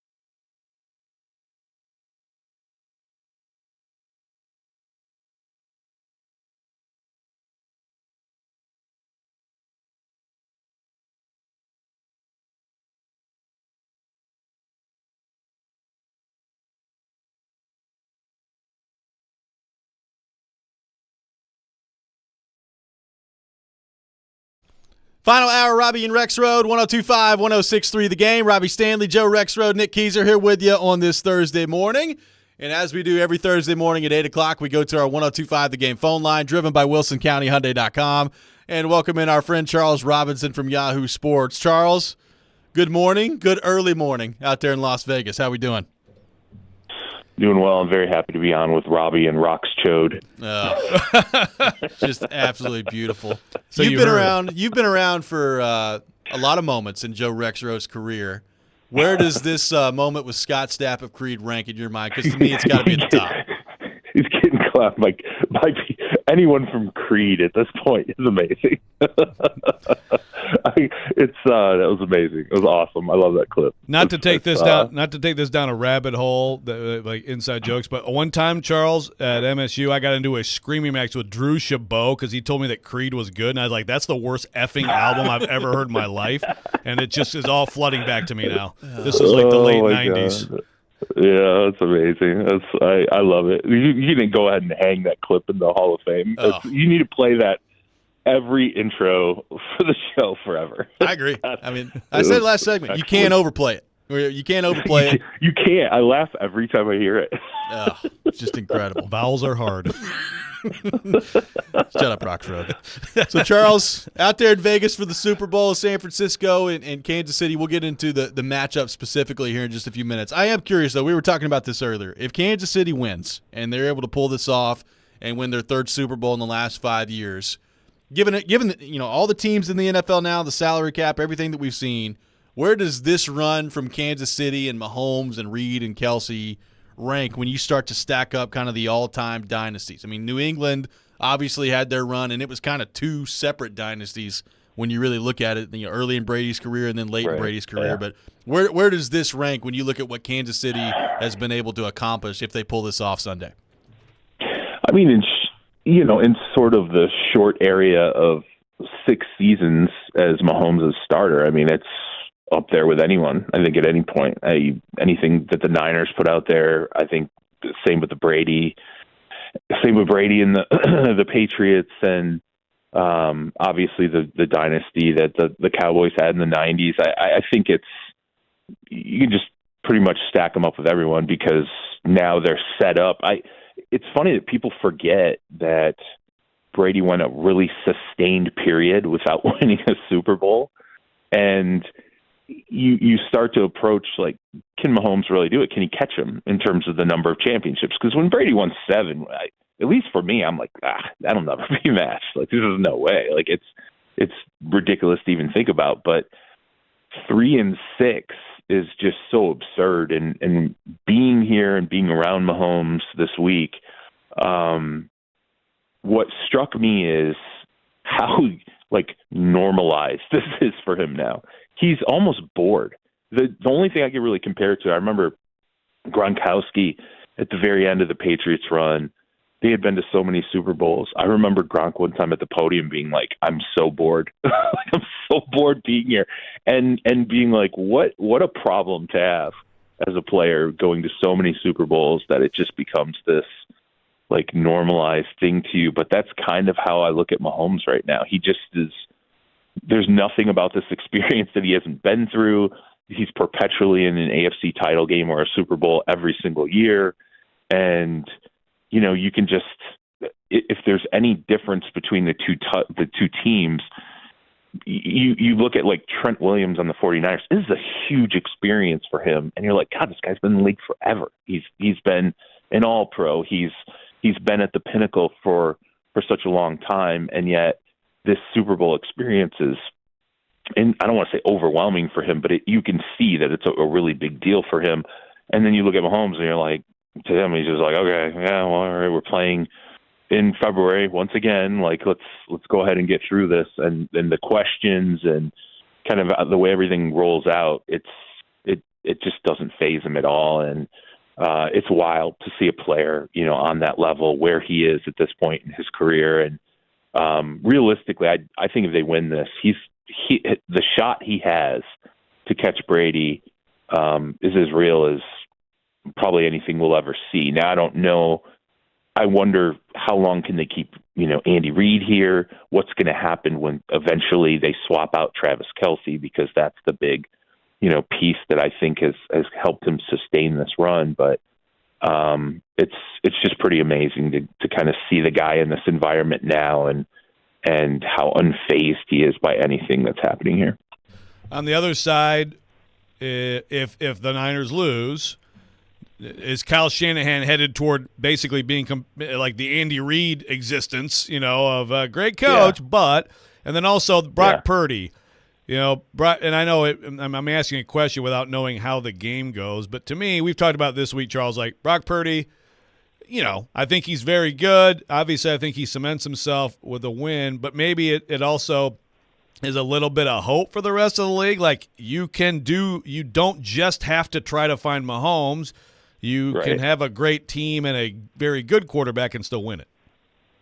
Yeah, I mean, look, it means a lot for Kyle. I don't think there's any question. How many times can you get here either as a coordinator or a head coach and not be able to close a game? And you go back to the Falcons' loss to the Patriots, kind of how Kyle called the remainder of that game. The errors did not that do were math. made. Yeah, right. It's just times where you're like, you could have just ran the ball and maybe you walk out with a Super Bowl ring. And I mean, so I think there's an element of legacy that is on the line for him here. But I also think that when you look at the composition of the 49ers team, it's even if they lose this one, and I'm not saying it wouldn't be damaging, to Kyle's, legacy wise, they're going to be in it they should be, the way the team's constructed. They should be hanging around here for a bit. And part of that is, Purdy's age, his mastery of the offense. And, in terms of how Purdy would be viewed here, we've gone through the few days already, which we knew was going to happen about, the whole game manager crap and talking about all that. And I will say this about Purdy, and I kind of learned this more from the Vikings and Kirk Cousins. When Kirk Cousins was running the Shanahan offense in Minnesota and he got hurt, I was talking to somebody who was close to Kirk in the situation there, and they said, look, the reason why Kirk was playing at such a high level is it takes like 2 years before you really master the Shanahan offense. You want to be able to go to the line of scrimmage with 3 plays in your back pocket, all these different aspects of it. And it took Cousins at this advanced stage of his career, the veteran that he is, it really took him 2 years to get a hold of how that offense completely functions. Purdy's been able to do it kind of really in half that time. I mean, I know we're in year 2 now, but his starts have been limited. Obviously, last year he was buried on the depth chart at the third quarterback spot. And it says a lot about him, how quickly he's been able to pick this up, handle it, and then have moments where he's not a quote unquote game manager. I mean, there've been, he'll leave a game winning drive late in the game where maybe he's not even playing his best football, and he'll rip off like a 9-yard run that's devastating to the opposing team. That's not managing the game. That's manipulating it. And I think people just got to get over it. And people keep asking me, like, who do you got in this game? Who do you got? It's so clear. The 49ers roster, top to bottom, is definitely the best team here, in Vegas. It's just that you have Mahomes in Kansas City, and you see what Mahomes does in the playoffs. So it's this idea of, like, the complete roster and a great coach versus the best quarterback, the best player in the league, and a great coach. And how do you balance those two out? I think it should be a great game between these two teams. I'm probably in the minority here where I just feel like I see the Niners being like a 1-point win type of team in this game, but it's at this point you're probably stupid for betting against Patrick Mahomes, and so that puts me kind of in that category this week. I'm going to be the stupid one. Hey, somebody's got to be. We'll have more with Charles Robinson from Yahoo Sports know your coming vowels. up next. This is Robby and Rexrode, 102.5, 106.3 The Game.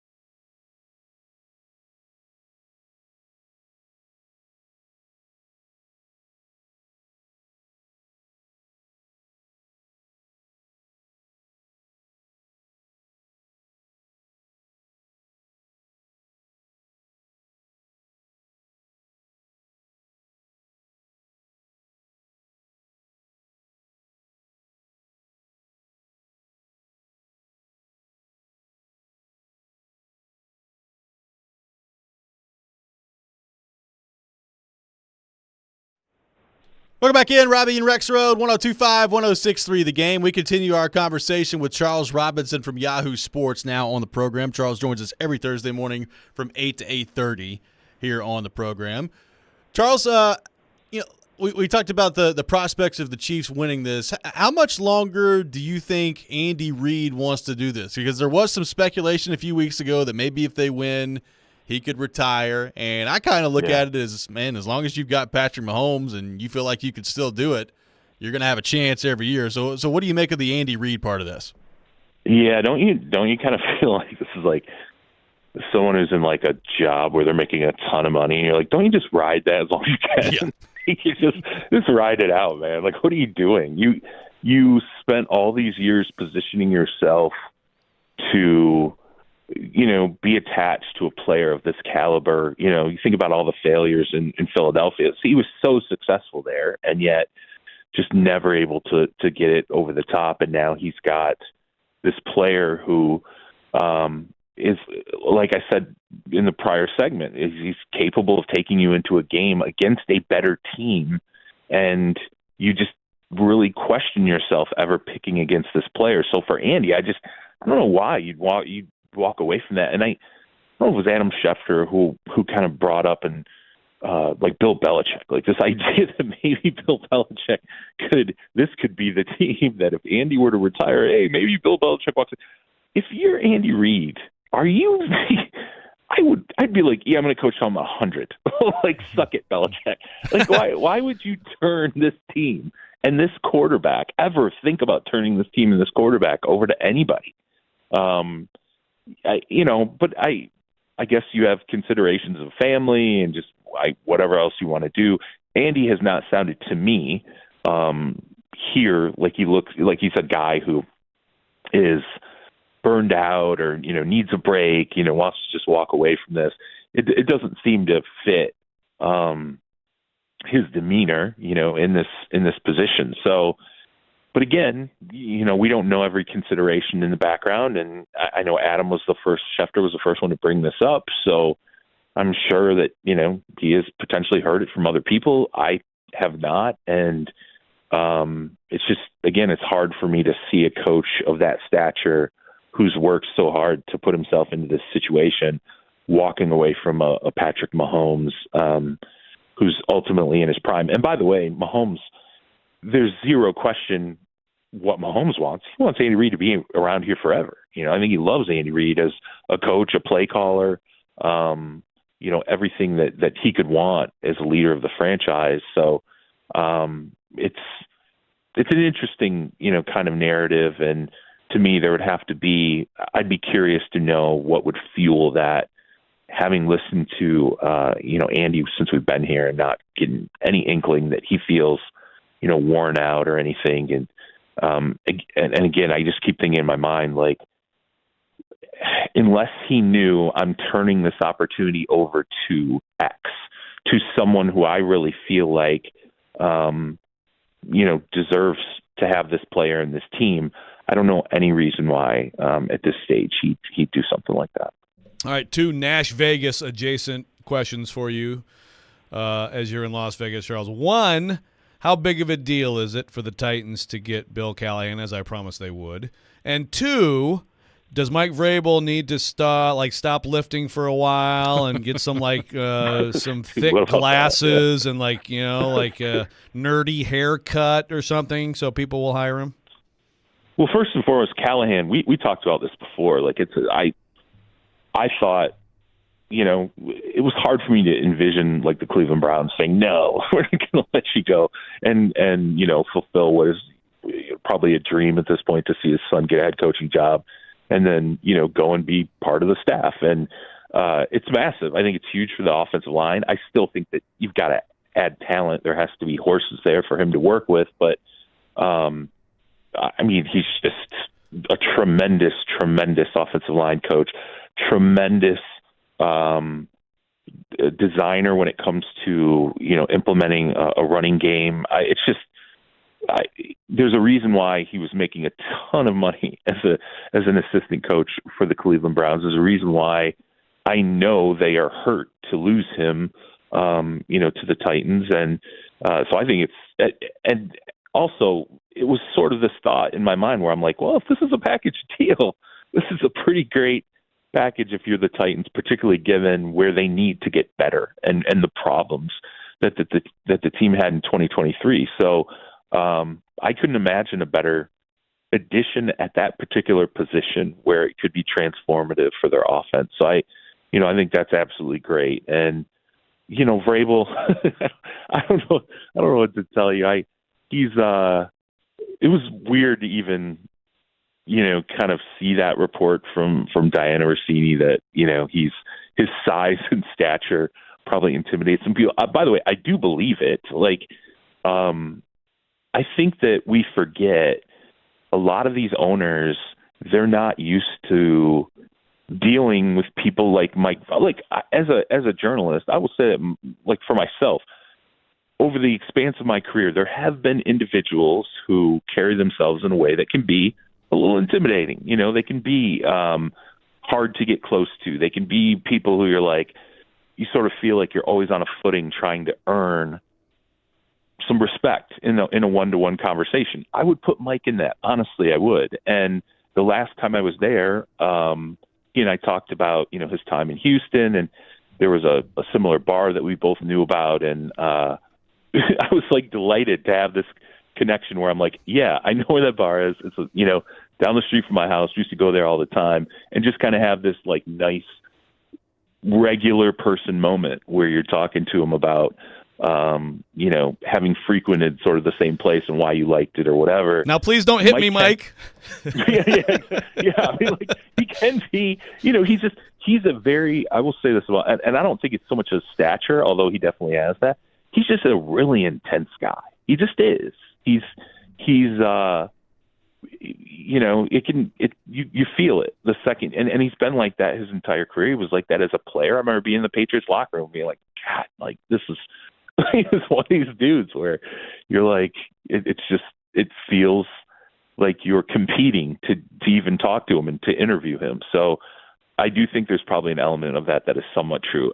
It blows my mind though to think he can't get jobs because there's owners who are just maybe a little overwhelmed by him. I don't know. I will say this too about him, and this is not for speaking to Mike directly, but kind of knowing other people in his sphere. He really wants to be coaching this season. Like, there's no question in my mind that it's a tough spot for him to be like, I'm looking at taking a year off from being a coach in the National Football League. I'm curious to see really what unfolds for him, what he does with himself, because I don't think there's any other job he wants to be doing this season other than coaching a football team. So it's always interesting when you see people put in that situation where, like, a Sean Payton takes a year off. I think Sean's completely fine. Yeah, I'll do TV. Like, he was like, I can totally not coach for a year and be fine with it. I don't think Mike's fine with it. I think he wants to get in, and I would say that 2025, there's going to be a very, very high priority in his mind to getting back in the league as a head coach.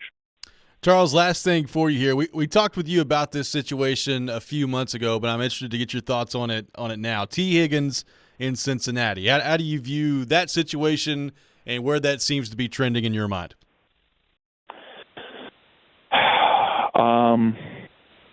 Man, that's a good question. I wish I could tell you I was all prepped up on my free agency stuff now that I'm, here at the Super Bowl. I don't know, in my mind, again, and I'll be completely honest with you here, I have not then switched into sort of free agency mode and like where things are going with teams. But, the Bengals, I will say the Bengals, the thought process there amongst the ownership, the coaching staff, has been to try and keep that collection together, as long as they possibly can.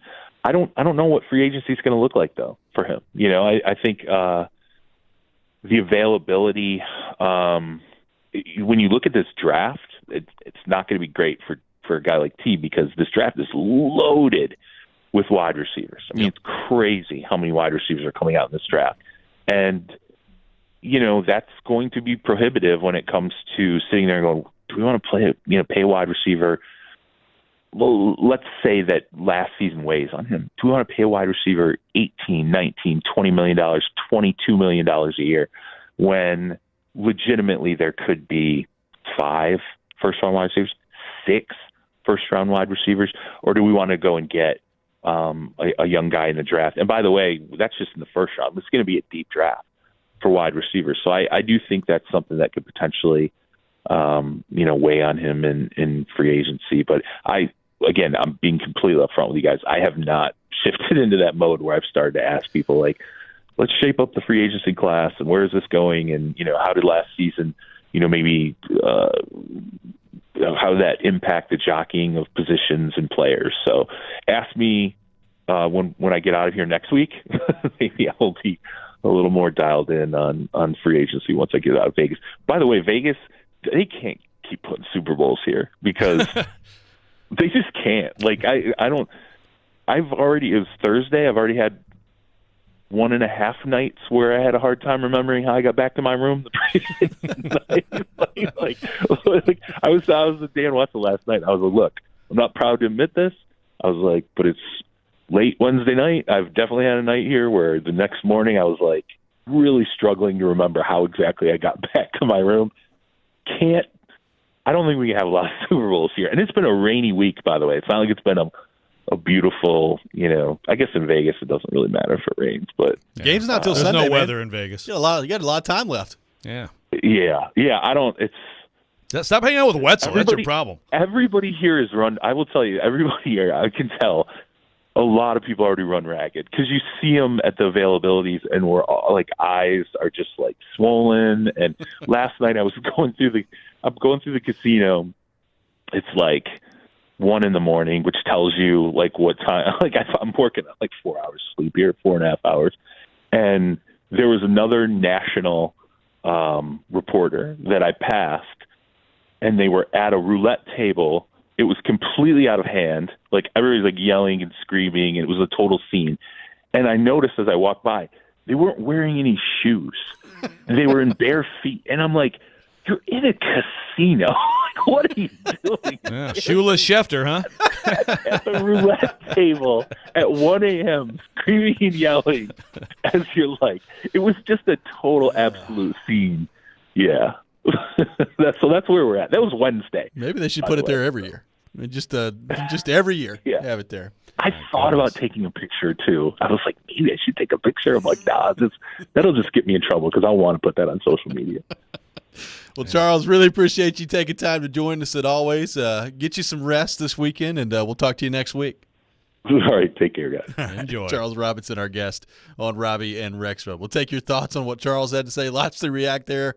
Coming up next, this is Robby and Rexrode, 102.5, 106.3, The Game.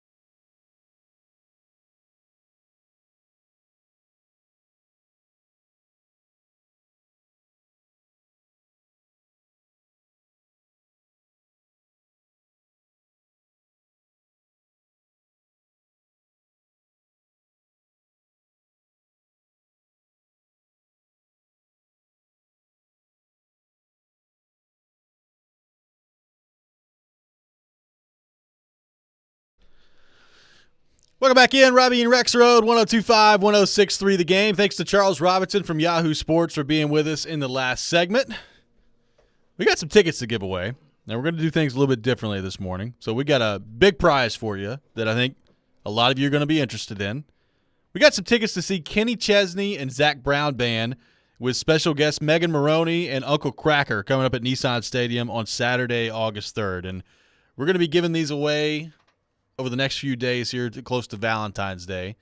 And what has become a tradition here on the program, we need your participation on our text line, driven by WilsonCountyHyundai.com. So make sure you text in. Do not call in. Make sure you get somewhere safely to text. It doesn't have to be very soon. We're going to do this over the next 30 minutes or so here. But there you go. You got some time. Your worst first date story.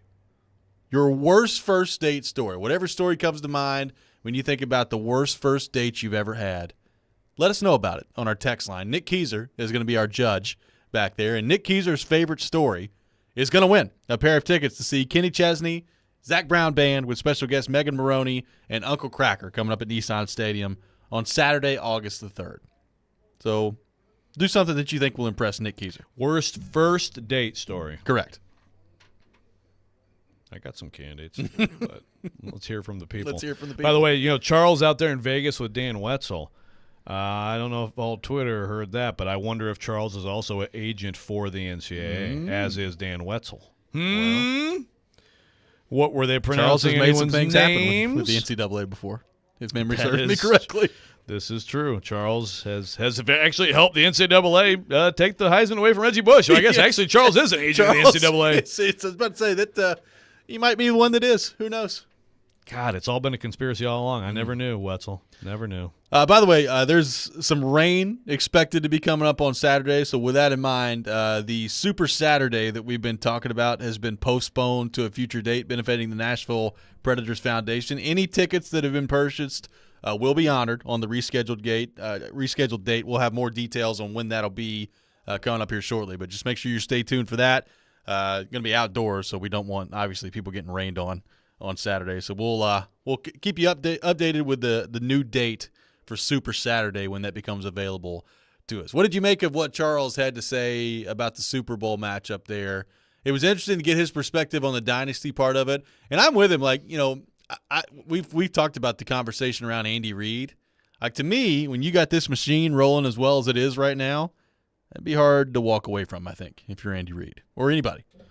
Yes, although Texter did point out maybe Mahomes wants him out because he's after his nuggies. Maybe so. No, I think Andy Reid is it's a great situation. If you're loving what you're doing, you got this QB getting paid well. He doesn't seem to me like somebody who's itching to get out, So, yeah, I understand why there would be questions about it at this point and why there would be speculation, but there just hasn't been any indication that I know of that he's actually considering it. And I'm with Charles. I don't see why they wouldn't ride this out. I mean, if you're those two and you're like, well, look at this defense. As Indy Ben says, we're not talking about Steve Spagnuolo, but you're like, look at this defense. A lot of good young talent defense. They've done a good job of kind of reconstructing that offensive line and everything. Pacheco now has become a nice player for them. I mean, while Kelsey still has some clock, and I think he's got a few good years left, get yourself another game-changing receiver or two. You telling me you're not chasing down more rings with that? I mean, what they've done with their receiving core this year should be depressing for the rest of the NFL.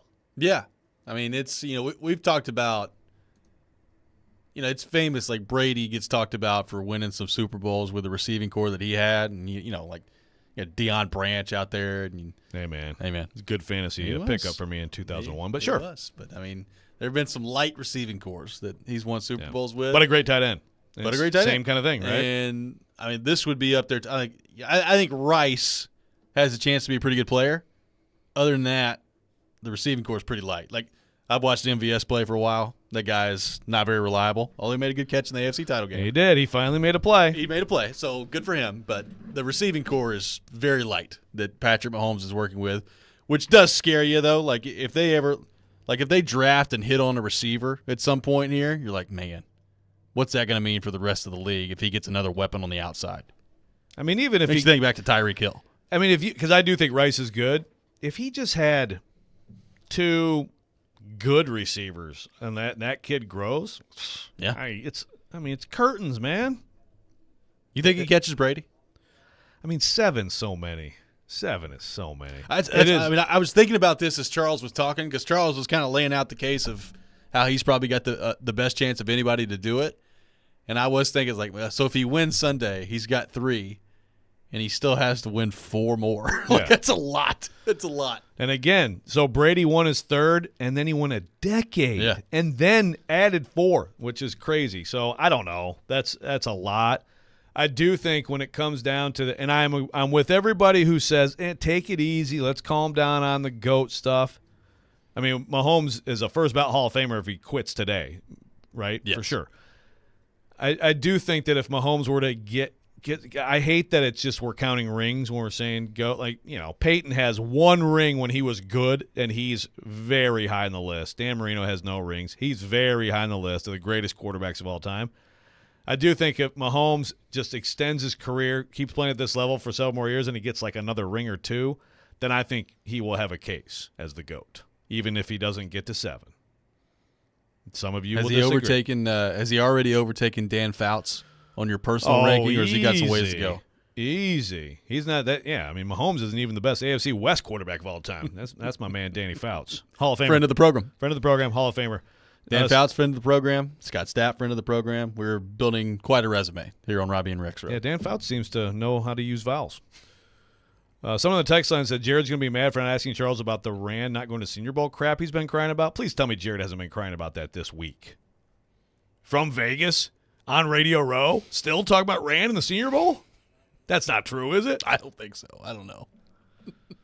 I have not heard him talking about that this week. And by the way, remember last week, the Senior Bowl? I mean, we could have asked him for his thoughts on Tony Gonzalez and whether or not Tony Gonzalez ranks ahead of Anthony Ferkser in NFL history of tight ends. But I was too easy on him on the Tony Gonzalez thing. I heard that yesterday. I was like, what's he talking about? Yeah, Tony Gonzalez. Yeah. He was okay. I don't remember any plays from him, though. Yeah, he had like a Shannon Sharp play he remembers, and I don't remember that from Tony. Okay. When did you start watching football? 2014? Tony G was the man. Top 5 tight end of all time? Oh, without question. Probably top 3, right? I think so. Yeah. Kelsey have a chance to be number 1? I think Kelsey is number 1. Right. I think he could quit today and he's number 1. Some people say Gronk, and I could hear that. Gronk's great, but I think Kelsey is the greatest of all time already. It's hard to argue. He's just been incredible. I do think that the other guy, as far as an all-around player, because he's a destructive blocker, has a chance to if he can continue and have a much longer career, he's got a chance to get in that discussion. 615-737-1025, our phone number, 615-737-1025. We'll have our final thoughts on the Super Bowl matchup for the day coming up next. We'll revisit Scott Stapp's beautiful appearance here on our program, and we'll also give our final thoughts on Brock Bowers apparently saying, you know what, Tennessee Titans be a nice place for me. We'll get into all that. Robby and Rexrode, 102.5, 106.3, The Game.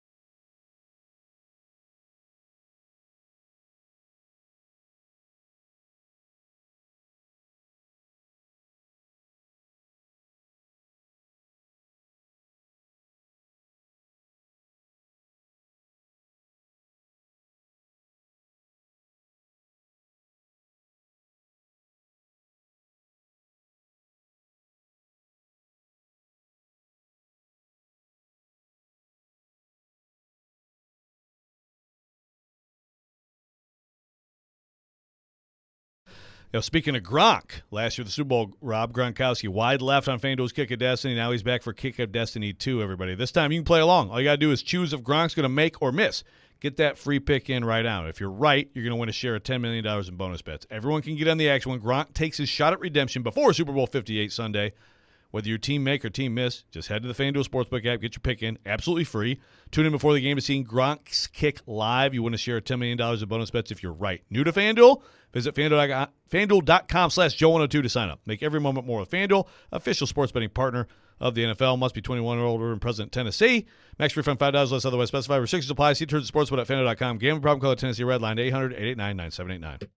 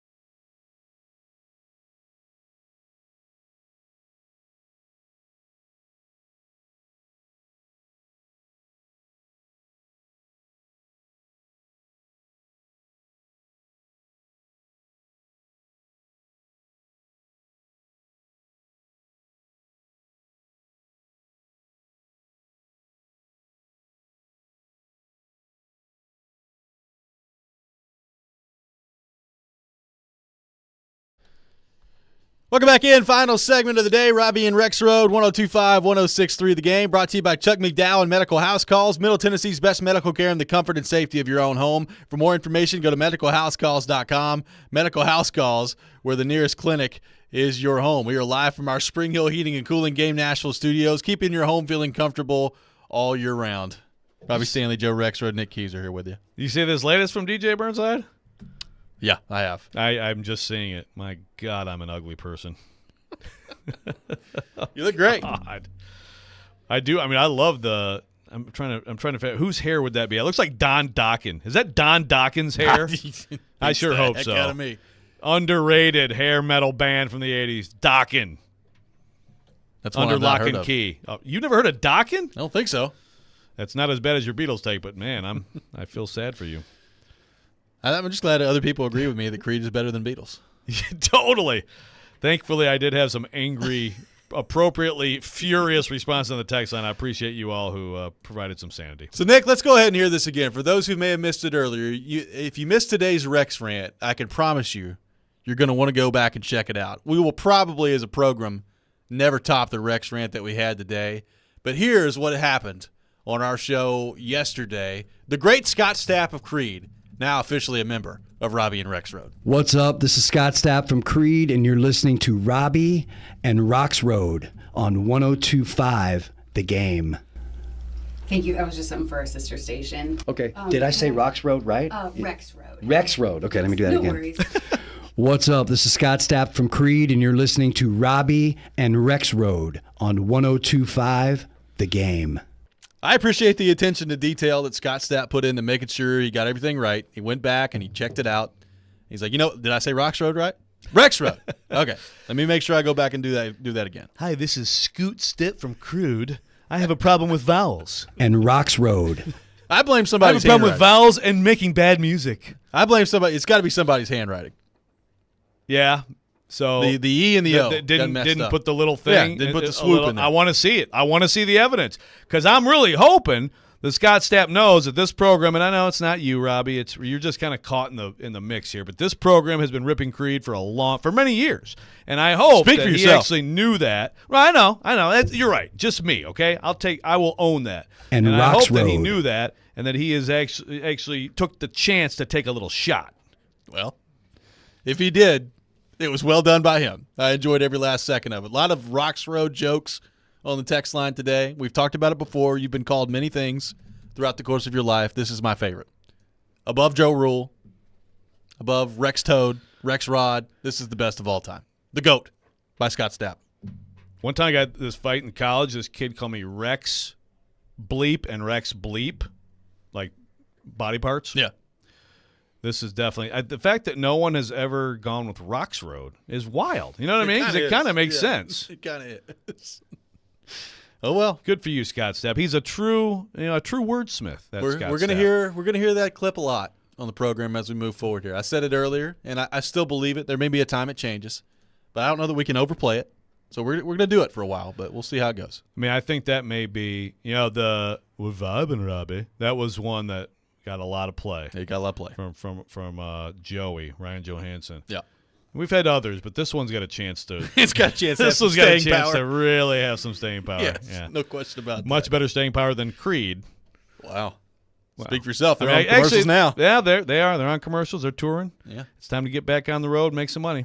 I'd rather listen to REO Speedwagon fart into an accordion than go to a Creed show. But that's just me.